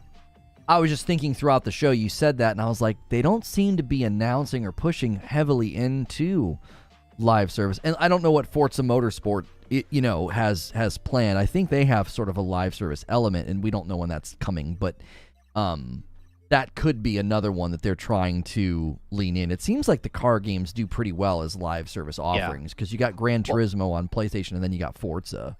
Well, you also have Fallout 76 is a live service, but that was already there, and it's on other systems as well. But that's a live service game that's on Game Pass as well. Right. Well, Minecraft is also another live service game that we haven't brought up. Well, yeah, and Minecraft Legends might be live service and ongoing. They haven't really said. That's going to be. I think that's actually going to be a pretty big title. I've seen a couple previews that have said it's amazing. Like, it's really, really good. I was intrigued the first time I saw it. I was like, man, Minecraft Dungeons was a great little game. It was really, really fun. And I think Minecraft Legends looks pretty impressive, and that could have ongoing live service plans. Oh, GeForce. I forgot about. See, I forgot about Flight Simulator. That's a live service game, right? That's a first-party title. Yeah. So it's like, what's weird? They don't talk about those games as if they're live service. I wonder if they're just avoiding the word because everybody seems to hate live service. Like, you guys are mentioning titles, and I'm like, oh yeah, I completely forgot about that because they don't really couch them as live service. Maybe that's Microsoft's secret sort of weapon to glide under the radar of like, it's a Game Pass game. It's a Game Pass game. And then they never really talk about the fact that, these are live service games, because the minute we hear live service, the pitchforks come out. Everybody gets really angry. Well, you have to look at it. The two folds are, someone bought God of War or Horizon Forbidden West. You paid $70, right? And you played that game for, I don't know, what was the campaign for Ragnarok? 20 hours? It was between 20 and 35 hours, depending on how you played. All right. So let's say 40 hours. We'll give it 40 hours, and then you're done. Like, most people put that game down and never touch it again, right? Well, in that time that you took 40 hours to play, someone paid $10 on Game Pass and played, let's say Starfield's out, and then, Redfall's out. And if they're subpar games regardless, you can play more games for less money, right? I could play Game Pass for 7 months for the same price that you paid for one game on PlayStation. You see what I'm saying? Mm-hmm. So you could try as many games out, and you could play way more than 40 hours worth for $70 worth. So that's the deal, right? That's the perspective of more games, more of your time. Like, you could spread it across. You could play one game. You could play 100 games. You could play for months for the exact same price you paid for that one fantastic game. Even if you want to say there's subpar games on Game Pass, you can still play and get your money's worth a lot more on Game Pass than anything else. And as far as getting your money's worth, I've been curious about this as well, because everybody talks about Sony's going to need to compete. Sony's going to need to compete. I'm like, well, they're the market leader, so they already are competing. Like, they're doing just fine as far as I can tell. That doesn't mean they're perfect and can't, improve, because I've argued that PS Plus needs to improve. I don't think it looks very good on the platform. Xbox's UI is better.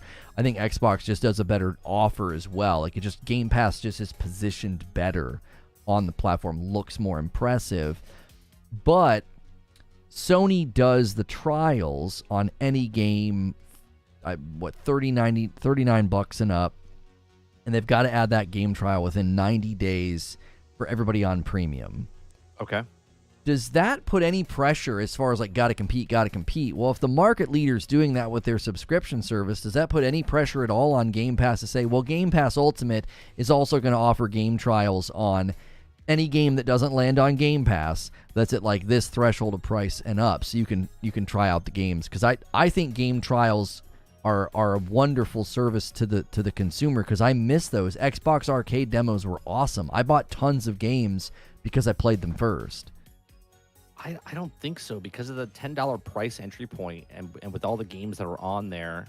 What's that low entry point of on the PlayStation? Is it 10? Is it still 10? Or is it? Yeah, they match in price the last same. time I checked. Yeah. Yeah. I don't know. I just don't think it's the business model. I think they want to give more. I mean, they could do it, but again, I think Sony's that high end price point, and they're charging that $30 for the trials, and I don't think Microsoft has to do it. So I think Sony's providing something that they think their clientels want, like their clients want, their customers want, and Microsoft is like, yeah, no, they're all in the box. You can play $10, all day pass, right? Yeah. Well, and that's the thing that I've always looked at is, how can you give people a chance to support the game? Because that's just my mind always goes there. Is like, we see all these reports, and it's like gamers have such short-term memory. It's like we see all these reports about crunch culture and super razor-thin profit margins, and you see companies getting shuttered and games failing, and they come out and they're not ready, and we see all that, and we think a better future for games is one where you're not buying any. Like, I don't understand how we got there. It's like I'm looking at this thinking, dude, so many studios are going to close down in the next 10 years because it won't be sustainable. Number one, I think they'll close down because if there's a ton of acquisitions that happen, they're going to do cost reduction, production reduction. They're going to be like, well, no, we got to shut down some of these studios because they're not generating enough revenue, production cost. We're going to shut you down, because that's typically what happens on a merger and an acquisition, is they shutter a lot of the property. And I think we're about to enter a buying war, so you're going to see a lot of studios and properties just go away. And if that's where we're headed, I'm just really interested about the relationship between publisher and developer and how that changes, because that's been one of the primary causes for criticism that people have that analyze the I remember people looking at the gaming economy and being like, this isn't sustainable. It's too expensive. You're having to spend way too much money, which is why publishers always push for just ship the dadgum game, just ship it. We got to make money here. And if we're moving more towards subscription-based and not a buy-to-own relationship, a buy-to-play relationship, I just wonder what that's going to do to the quality of the games and the size of the studios. Yeah, but hasn't this always been a problem, though? I mean, out of the ashes came an EA. Out of the ashes came an Activision, right? Like, these game companies were small-time independent developers at one point, one amongst hundreds at the time. Now there's tens of thousands of studios, right? So there's more people making games. Not every game can be profitable. Not every game is going to be successful. Most studios shut down because they make their first game. It's their dream project, and there's no hoopla about it. They didn't make enough money, and they close down by themselves, right? So you can look at it, and I'm looking at it from a different perspective, where a lot of these companies see the talent that these studios have, pick them up, support them to make their second game or third game, and then they might get closed down and eaten up, like Unicron that I gave the example last week, where they just chop the planet, spit out, keep the good stuff and then spit out the rest. Where, let's say a studio got bought out that was like 20 people, and only 5 people in that studio were actually worth their weight in gold for the project, and then the other guys get left go. I mean, that's just what business is. So I think it's always been around where studios are going to be closing down and losing. I think now it's just more prominent because now the studios that are getting closed down, instead of just being a 10 to 20 man crew, it's like 1,000 to 2,000 man crew, and they've been around for 10 to 15 years. You know what I mean? So I think it's the same thing's happening. Just it's in a bigger format now, where some studios, like, what's one of the bigger companies? It's like Ubisoft or something's got like 12,000, or CD Projekt Red. I forget what it is, but they have a tremendous amount of employees. And if you look at Bungie, they're at what, 800 or 1,000, 1,200, something like that, at some point. So, like, there's tons of people owning companies, tons of thousands of games coming out, and again, not all of them are going to make it. So I don't know. I think it's just a part of war, battle, whatever. Yeah, and the question is who's going to win? Like, or is the consumer going to win? Are the game companies going to win? No, the consumer's not going to win. You're gonna go along whatever the companies decide what the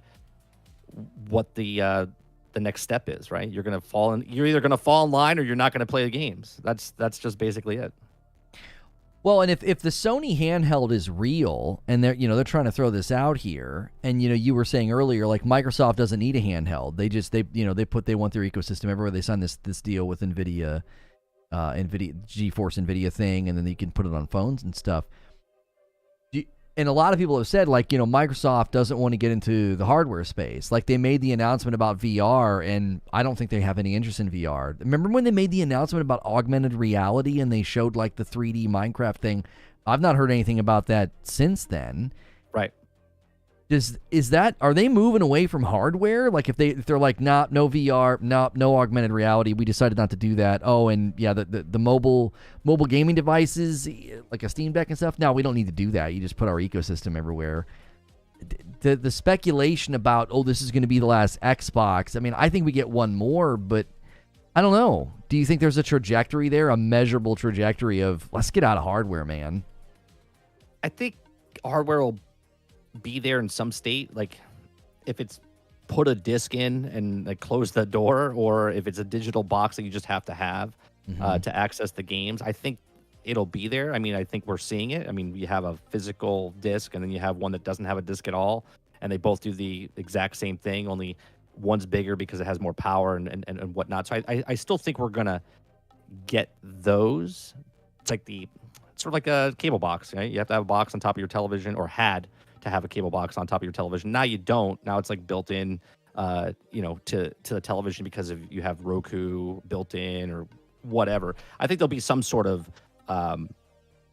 peripheral set. How big that box is, I have no idea, but I think there'll always be some sort of peripheral, because obviously, even if it comes down to just the television, you need the TV. To see, right? You know what I'm saying? So even if they built it into the TV, if it's part of a stick, if it's in the actual television itself, you're always going to need that said thing. If it's a projector, something, you're going to need something. So I don't think consoles go completely away. There'll always be something there. I want to, real quick, someone says, who said it earlier? It said about, is it okay for the 15 devs to go flip burgers or whatever? I mean, you see it all the time that these developers make a studio, make a game, make 2-3 games, and then they get bought out, and then they go make another studio, and then they go make another game, right? Like, it's happening right now with the ex-developers from DICE. They made the Finals, the free-to-play game that's coming out, right? That they start new studios. That's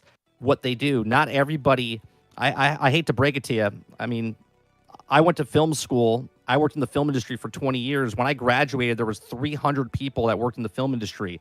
10 of us out of the 300 of that one class of that month still work in the industry to this day, right? So, like, it's not fair. Life's not fair. You're going to work jobs and you're going to get fired. You're going to get let go. And some people go on to work on other things and other people never work in it again. That's just the way it happens. And that's not big business problems. That's just the way the world works for business. Well, and somebody just put it in chat. They were saying that one of the complaints about Game Pass up to now is that there's been no first-party titles. And I can't help but laugh at the irony of being like, well, the solution for no first-party titles is we're just going to go buy a bunch of third-party games that are already in production, and we're going to throw them on Game Pass. Like, these games were already coming out. Like, right. You're not getting a net gain here. Like, I just don't get that. Like, I saw a guy literally say that on Twitter. He was like, well, ownership is what matters. And I'm like, what do you mean ownership is what matters? These games were coming out anyway. Like, the complaint about no first-party titles from Microsoft on Game Pass, and that's the solution? Is we just bought all these titles, and now you can do it. It's like, I don't know. It would be like my wife complaining that like I never make her cards anymore. I'm like, yeah, I know. I never make you cards for. Maybe I used to make her cards for anniversaries and Valentine's. Now you're Day. not going to get them at all. Well, I just go buy a bunch of pre-made ones. I'm like, oh, these ones are already made. Yeah. Here you go. Now you have a ton of cards. Like, well, that's not really what I was asking for. Exactly. Right? Yeah. Here's the card. Here, I'm giving you 12 cards in advance for everything that you need a card for. Birthday, Christmas. Here's the Easter card.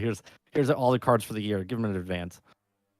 Right. I mean, I just don't understand. It's like there's no net gain here. These games were already coming. These properties were already in existence. Like you're not getting more first parties. They're getting to cheat. They're like, these people are on our team now. It's like, wait a minute. Like just a couple of years ago, that wasn't the case. Oh yeah, we have a ton of first party titles now. Well, we bought them. It's like, okay.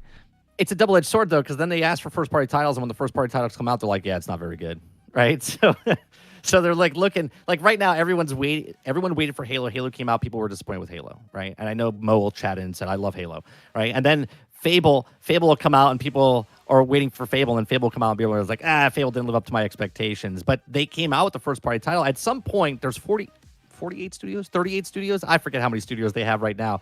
At some point, these guys will all be done with their games, and these games will come out, and they will be first-party title. But then you'll get people bitching that, well, they bought the first-party titles, and they have first-party titles. Well, here's the first-party titles. I mean, this is what it is. They bought a business. They're in development right now, and then when they come out, they'll be first-party titles. Well, I'm not trying to bash, but it's like At what point, though, do you consider it to be fresh? You know what I'm saying? Like, right now, they bought Bethesda, and let's say one of the Zenimax studios is working on a game, Avowed, right? Obsidian. It wasn't made before they bought it. They started working on it after they bought it. When is it clear for them to be like, that's an actual first-party title for Microsoft? Or is it always going to be, well, they bought Zenimax, so they bought the studio, so no matter what they come out with, it's going to be not a real, true first-party title? Right. I think that's the thing that I'm trying to drive at is like the games that are going to be hitting Game Pass for the next 24 months. Most of these games were developed under the buy-to-play paradigm. It's like you haven't really tasted what first-party Game Pass games are going to look like because they bought a bunch of studios while they were in progress of developing the game. Now, you could point to like a Psychonauts 2, which got a lot of nominations, and Microsoft basically saved that project, right? You could certainly look at that and say, like, oh, this is somebody that, was basically had their game saved, or had their project saved. And you could point to that game. But a lot of this is like, well, these games were bought under the paradigm of, yeah, you've got a game that was being developed for buy to play, and now it's on Game Pass. And I'm not trying to bash, but to me the concern is Game Pass is always the excuse or like the scapegoat. So when I saw people saying they didn't think Atomic Heart was that good, or they thought it was kind of mediocre, it was like, it's a perfect game for Game Pass, was kind of the mentality. I'm like, whoa, wait a minute. So you're saying that mediocre games, like, thank God for Game Pass, like, is that going to be the new mentality of, well, it's totally fine if Redfall comes out and is disappointing or not that good because, well, it's a Game Pass game. That's fine. Like, I guess that's my question. My question to the Xbox cheerleaders and the Xbox YouTubers and bloggers and these Game Pass people, are you good with that? Like, is that okay if, like, if this game comes out and, if this game comes out and Redfall is disappointing and it's not very good, or Starfield's got all kind of problems, do we just get to hand wave and say, oh, yeah, it's fine. It's a Game Pass game. Like, I'm genuinely curious if that's the attitude and posture we're going to see. Well, this is my whole argument about Game Pass, right? Like, if a game comes out and it's just mediocre, it's okay because you didn't spend your full hard-earned money on it. You see what I'm saying? You're less likely to get mad at a game that's broke, buggy, unfinished, subpar quality-wise. Like, it's a game. You had fun, right? You're having fun with the game. It's a good game. You put 20 hours into it, but it wasn't a fantastic game. It's just a okay game. But you didn't spend full price on it. So a lot of people look at that and go, yeah, I'm okay with that. The majority of the population's okay with that. The people in this chat are not okay with that because they're not they're the minority, right? They're the 1%ers, the 10%ers that are listening to gaming all the time, playing all these different games. So we have higher standards for certain things, and that's why people fight back on such things. But the majority of the population, they don't care. They're going to buy the game and play the game, and if you don't like it, they're going to be like, well, I had fun. I don't care. Right, and that's the mentality of what's going on. To answer Creature's question, right? If you bought a channel and then competed against me, I mean that's what's happening now anyway. But like, if you bought a channel of the high end YouTubers and then make content for it, I mean, you own them at that point. They would be your streamers at that point, and then you're making money as a business. Do I have to respect it? No, I don't have to respect it, but they're bought up the companies so they can make money. So if you want to make money, you would buy the guys that come in. If you own a baseball team or a basketball team, you're not going to have crappy guys playing on your team. You're going to pay the big bucks for other people that were on other people's teams to come over to your team so you can compete to get the championship. That's what they do. So that's exactly what look at Microsoft, what they did. They went out and picked up a Kobe Bryant, right? Rest his soul. Okay, and brought him to the team, or Dwayne Wade or LeBron James, and brought him over. They were already established. They were already making great shots or hitting great home runs or bringing a bunch of money in for people, okay? But now they're on for that team. So it doesn't matter if I get your respect or not. The respect is now they're competing. And that's what Microsoft did. Now they're competing. They picked up the guys to bring on their team, and now they're competing. Or we're waiting for them to compete. Well, and I think that's what I've been saying is everyone keeps saying, well, now Sony's going to have to compete. Now Sony's going to have to compete. And I'm like, I don't understand what you're saying. Sony has been competing, and they have been winning. Like, they're the market leader. The question will be, is this acquisition, is it going to lead to Microsoft competing? Or are they going to play the quantity game, right? Thank you, Burnt Reynolds, for 5 gifted memberships. You guys are being so awesome today. Jiminy Christmas. Make sure you guys are smashing like, by the way. Let's hit that next like milestone. It helps the video. We've been putting on what I think is a pretty good talk show for you. And the chat engagement's been awesome. Thank you so much for the back and forth. I genuinely am curious. It's like, how is Microsoft going to compete? They're spending all their money on an acquisition. Where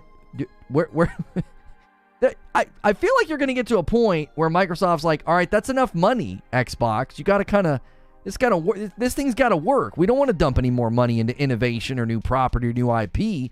Figure it out with all the stuff that you bought.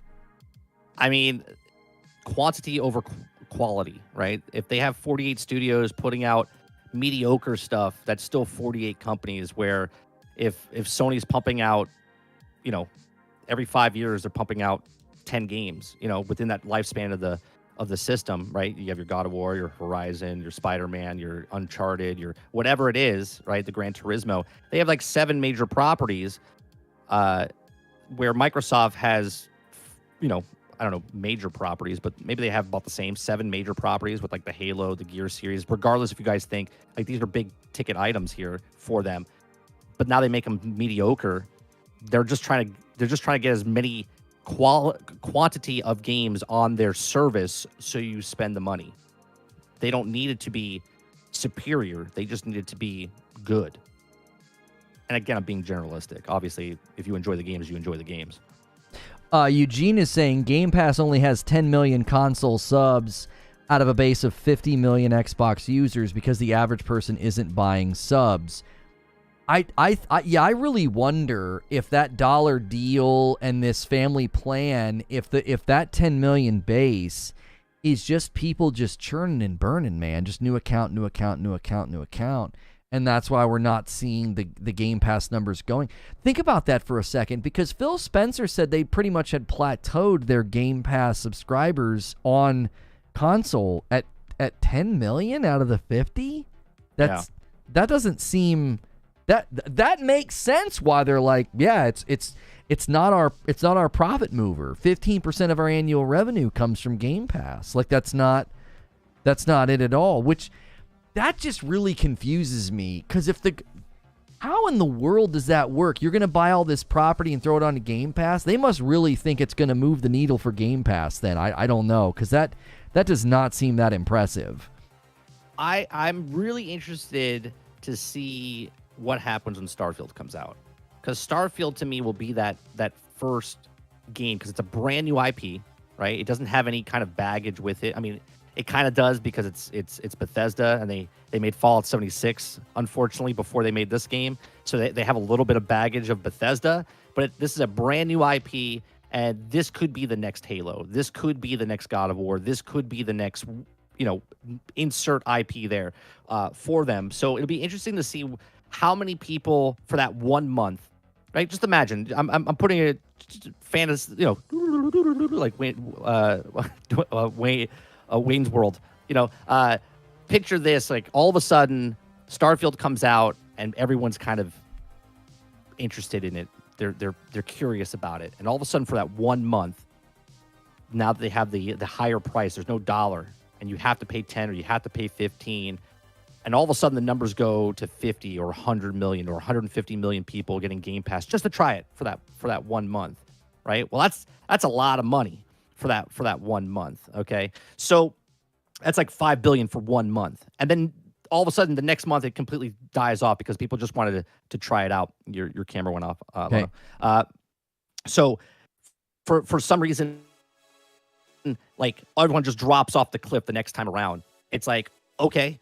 But they show something of a new IP, one of their 48 studios coming out on that month, and see the success or failure of that time frame, and then see what it goes. Because if it makes that much money, one game makes that much money, interest for that 1 month, no game's making that amount of money on its own by selling. You would have to sell hundreds of millions of copies of games to put the exact same amount of money they made from Game Pass that 1 month. You know what I'm saying? If it rose to that 100 million, 120 million for that 1 month of Game Pass. You see what I'm saying?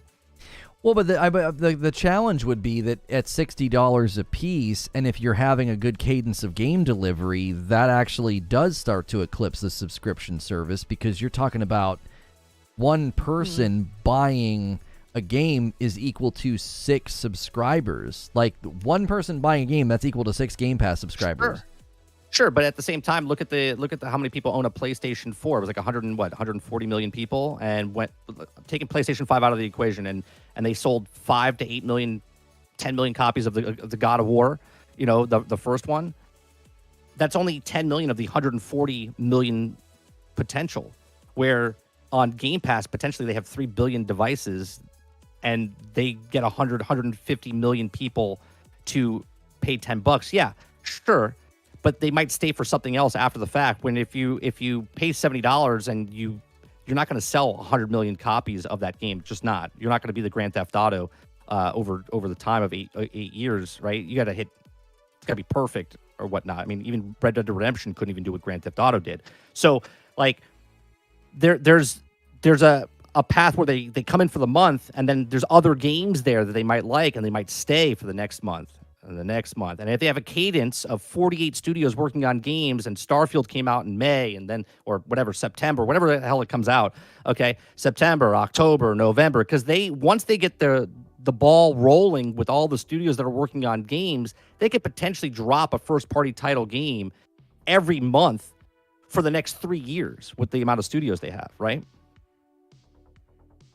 Yeah, but at the same time, when you look at the cadence of games, like I just wonder, because it's like when you're selling a Horizon Forbidden West, and then you're selling a God of War, and then you're selling a Spider-Man, and then you're selling DLC, and they also have PS Plus. Like, it's not like Sony's doing one without the other. That again is just, to me, it's like they're making like, people get mad. They're like, well, why wouldn't Sony do that? I'm like, look at the sales records. Like, Miles Morales was at the top of charts for like 4 months in a row. Like, of course they're not going to put that on a subscription service. The thing is making them money every month, like, and every copy is selling for, Miles was what, 40 or 50, and then their big titles are selling for $70. I don't know. I look at the subscription model and I think if they feel they've plateaued at 10 million users on Game Pass, and that's what they're getting, I would think they'd be very interested in getting these games to sell, to actually be selling large quantities of games, which I think is why they're wanting to buy up the property, so that they are selling games all over the place. Like, of course they want to put Call of Duty on the Nintendo Switch, or right. Have Diablo, because then all of a sudden they're making tons of money on Diablo on PC and PlayStation. Real quick, chat. I said 3 billion because that's what they've said in the past. There's 3 billion devices that you can play Game Pass on. That's their goal. 3 billion, or it's out there for 3 billion devices. You can put the numbers of 3 billion to 8 billion people in the world. Devices, right? I didn't say actual players. They've said 3 billion devices. So potentially you have sales because there's people that would play it on their phone or play it on their, right? I have 4 devices in front of me right now. Now, obviously, so it's not 3 billion people. It's 3 billion devices. Yeah. And I honestly think that's part of their plan. I've always said that they're a potential sleeping giant because you've literally got this massive ecosystem that if they unify it and they want to do this mobile storefront, and suddenly I can play Diablo 4 everywhere on Game Pass, my TV, my phone, my computer, my Xbox, like that's a massive potential funnel of people saying, "Oh, that's a great deal. I want to get in on that," especially if you start to blur the line between mobile gaming and Xbox ecosystem gaming. Like, I can just open up my phone and hop on Wi-Fi and play Diablo through my browser. Like, what? Like, they would make everything available via the cloud if that is in fact the plan. And I think that is their plan. I think that's the plan for their ecosystem, which is kind of what makes me think they're going to become that subscription. They're going to become that funnel of, we're everywhere, watch or play on any device, because they listen to the language that they're using, right? They're using language of like more screens, more places. That's the kind of language to me that signals they're looking beyond just selling games. They're looking beyond just getting people to want to play Halo. They're trying to create an actual, they refer to as an ecosystem. I think they're trying to create a platform, because that's the goal, is to have people in your platform and then you can't leave. Right. It's why your cable company always wants you to buy telephone service, because if the more services you get with your cable company, the harder it is to cancel. And you're gonna have a really hard time walking away from the Xbox ecosystem, walking away from the Xbox platform, when they have all these humongous games. And that's to bring it back. That's why live service could be a big sticking point, because that's where your character is. That's where all your stuff is. Right. Well, that's why they're making the game. Oh, another game I just thought of from like an hour and two ago. Grounded. Grounded is another live service game. Right. Yeah. It's an open world, right? So there's like these little games that you come in to Game Pass for maybe a Starfield, but then all of a sudden you find Grounded, and then you play Grounded, and then all of a sudden you find another single player game, and then you come and stay for Forza Horizon, right? That they, like I said, they built their whole property on these different genres to keep you into Game Pass. So you get it for 1 month, and then all of a sudden you're like, oh man, that was a good game. Oh, let me try this other game. And then all of a sudden now you incremented your second payment, right? And then all of a sudden you got your third, and you forget to cancel, right? And they just have this cadence of games, and that's why I'm saying once they have Activision, I think it's like 42, right? I think it's like 42 studios total, and it takes 3 to 5 years to make a game. Well, in the pipeline now, they have all these studios that are making games or helping make games.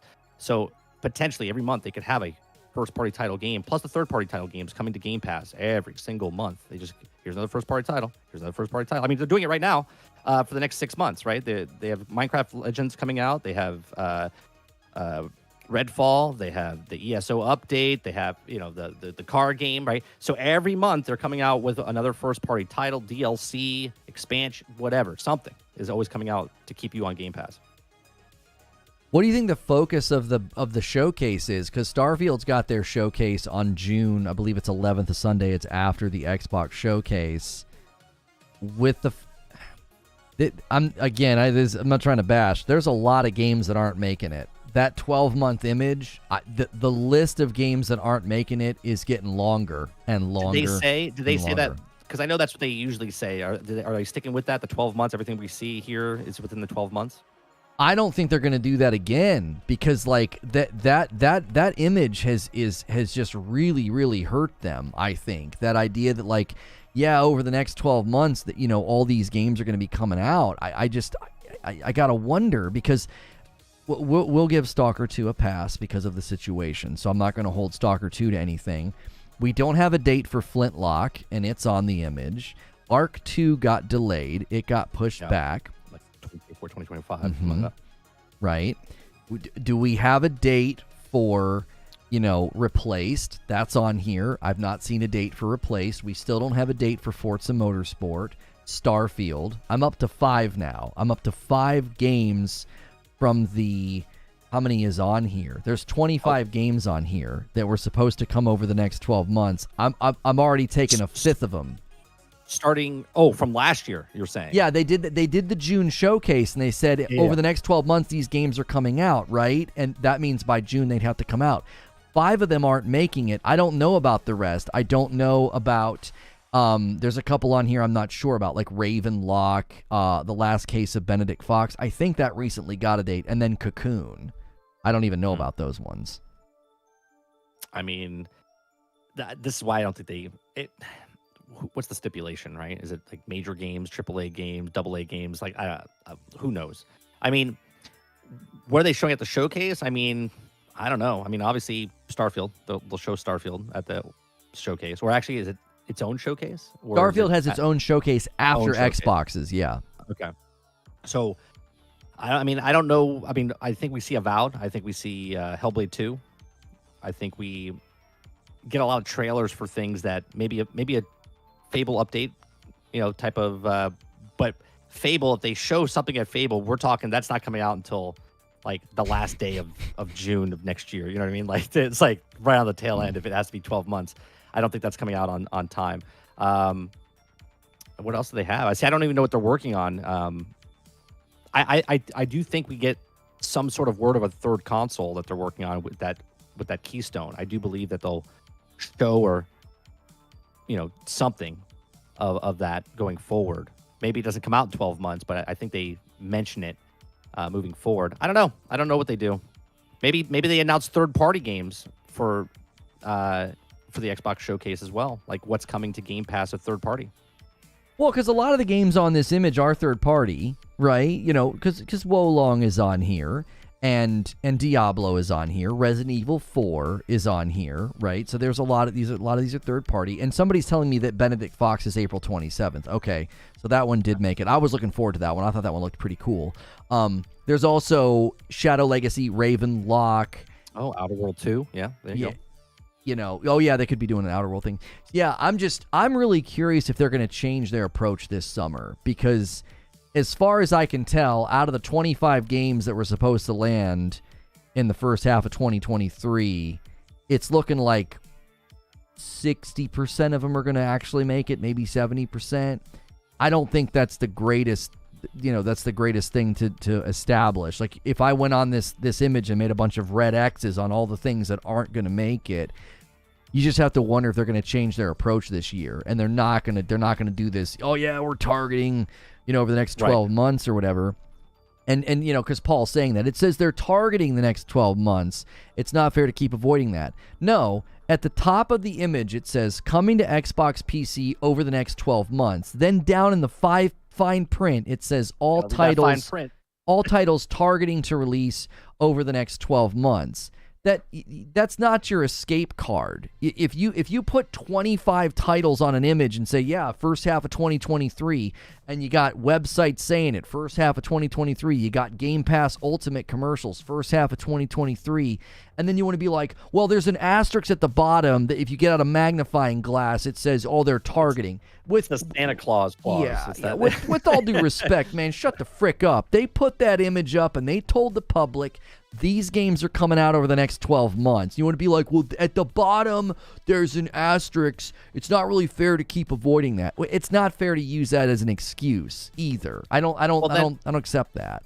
Well, then if it is say as 12 months and then at the bottom it does say targeted 12 months, they should have moved the bigger font of targeted 12 months instead of saying 12 months. Instead, putting it in the corner and shrinking down the thing, that's kind of shady, isn't it? I mean, because they want you to sell. They want to sell you on that 12 months, but at the bottom, when you squint and tilt your head and you can see it, and I don't know. I'm not even looking at the picture. And I'm not even roasting them up. I'm just saying I would think they might want to change their strategy because you don't look that impressive if you're like, yeah, these 25 games will be out in the first half of, let's say next year. Yeah, first half of 2024, these 25 games are going to come out. Is everybody going to roll their eyes and be like, yeah, sure.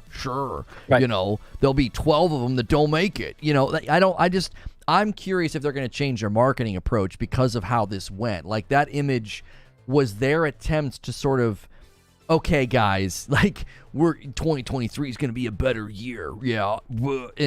And they struggled to make good on it. And I personally didn't care about that. Like, I have a stream where I literally said, please just delay Starfield. I would much rather the game be worth it than you feel like you got to honor some weird commitment to a release window. It's okay. Plenty of people delay their games. You can do it again. I like to say, I don't like to say delay your game. I like to say finish your game, because they can delay it 6 months and it still comes out and it's not finished. I want them to finish their games. When they say stuff like that now, I'm tired of when companies say, oh yeah, we're coming out in 6 months. We have to delay it 6 weeks. We have to delay 2 more months, 4 months, whatever. No, just finish your game. Don't tell me the next release date and then it still comes out broken, buggy, and unreleased, right? I just want them to finish their game. I'm tired of the wording that they use, and because people get pissed off. People take days off. People do this, and I know it's like if you're an entitled gamer or not, but people make plans around because you told me, hey, I'm gonna be at your house at 5 o'clock today, Lono. All right, 5 o'clock, I'm gonna be at your house, and then I don't show up at 5 o'clock, and I'm like, oh, I'll be there at 5 o'clock tomorrow, and then you know what I mean? You have to change your plans or do something around. And it's just not fair. It's not fair to tell someone something and then go back on and say, oh, you know what? I'm delaying my arrival till next week at 5 o'clock, Lono. I'll be at your house next week at 5 o'clock. And then again, don't show up. Or I show up to your house and I'm drunk, right? Or something. You know what I mean? Like, it's just be respectful. And if you come out and say, hey, these games are coming out in 12 months, then that's what you mean. These are coming out in 12 months. If you don't mean it, then don't say it's coming out in 12 months. Say, 12 to 18 months targeted are these games if they're finished, is what the fine print should say. Yeah. Right? If they're finished. Yeah, my least favorite trailer is the one where the game looks incredible and then it ends with they don't even put the year. It just ends. Yeah. It's like coming sooner. Soon. Or it'll be like 2025 and it's like 2022. I'm like, what in the heck did you do that for? Now I want that game and I'm not going to get it for a really long time. And I want to go here. This is a good statement here from Jaffe's Descent into Madness. He says, the pressure isn't on them because Game Pass is the ultimate crutch. I don't agree. I actually don't agree. I think this is one of my primary concerns is the goal isn't what Mike just talked about. It's not complete games. It's not good games. No, it's we got to make sure the subscription service gets stuff. It's got to get stuff, baby. You gotta feed it. Just gotta. You just gotta keep feeding it. Hit those release dates. When that leak came out, and they were like, "Redfall's not ready, and neither is Starfield," but Microsoft wants them to come out. I'm like, I believe it. I don't have any problem believing that because that's exactly what a commercial level, corporate level decision would look like. We don't care if your game isn't ready. You work for us now, and you're feeding Game Pass, so you better get this game out the door. That's another concern about this is that their main concern is feeding Game Pass. Yeah, that's it. That's the number one thing. Feed the beast, and the beast is Game Pass, and the quality of the games I don't think matters. I mean, not to say I'm not in any way, shape, or form saying that all games on Game Pass are crap. I'm enjoying right now. I'm playing MLB The Show, which is a PlayStation game on Game Pass. Right? It's San Diego Studios. Awesome baseball game. I've been playing it for the last 3 years on Game Pass. I bought it for the first year, and I haven't bought it since because it's basically a roster update, right? But that's basically what it is. But fantastic game. Is that a subpar game? No. It's not a subpar game. It's a fantastic game that Sony created, and it's on Game Pass, and that alone is worth the $10 a month, right? Yeah, and I think that's always going to be the question: is can you get people in with the hook like Starfield? Can you get people in with the hook and the right game, and then can you keep them there? Can you create enough sticky marketing, enough elements to say, I don't want to leave Game Pass. I don't want to lose Game Pass, because I do think that's the real secret. So, Mike, let these folks at home know where they can find you in chat. I've got somewhere to send you, so don't go anywhere. But listen to Mike talk. His link is below in the description if you want to check out his content. So you can find me at 30NSG. Basically, what me and Lono are doing right now, I do that with chat. I don't have like structure as good as Lono, where I'm talking a 6-page document and then break it down.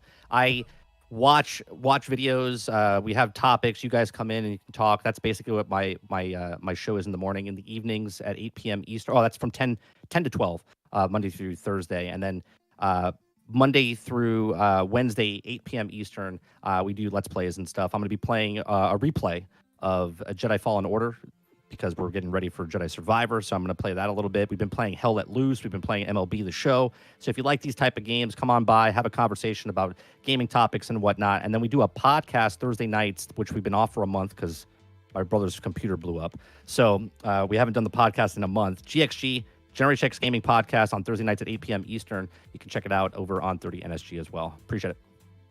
Make sure and do that, guys. Make sure and check out that link below in the description. 30NSG. He joins me every Friday.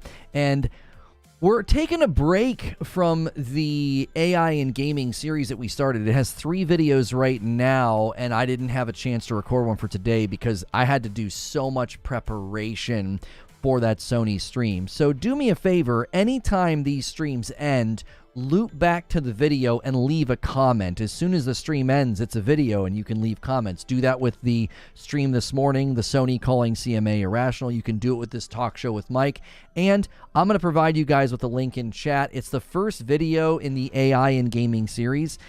Check that out. That's the first one. The second one is about, the third one is about difficulty. And the second one is about anti-cheat. So check out that series. Throw it some love and support, comments and likes. Give that thing a whirl. And if you got a membership today, a ton of people got memberships. Get in the Discord. There's a buy 2, get 1 free on the coffee right now.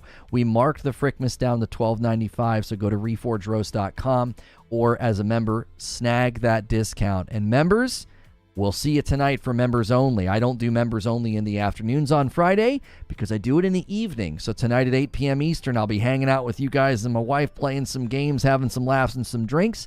So click the link in chat, show the AI and gaming series some love, or if you're not interested in the AI stuff, loop back on these live streams, leave a nice comment. It helps us out. Thank you so much for the support today. We will see you next time.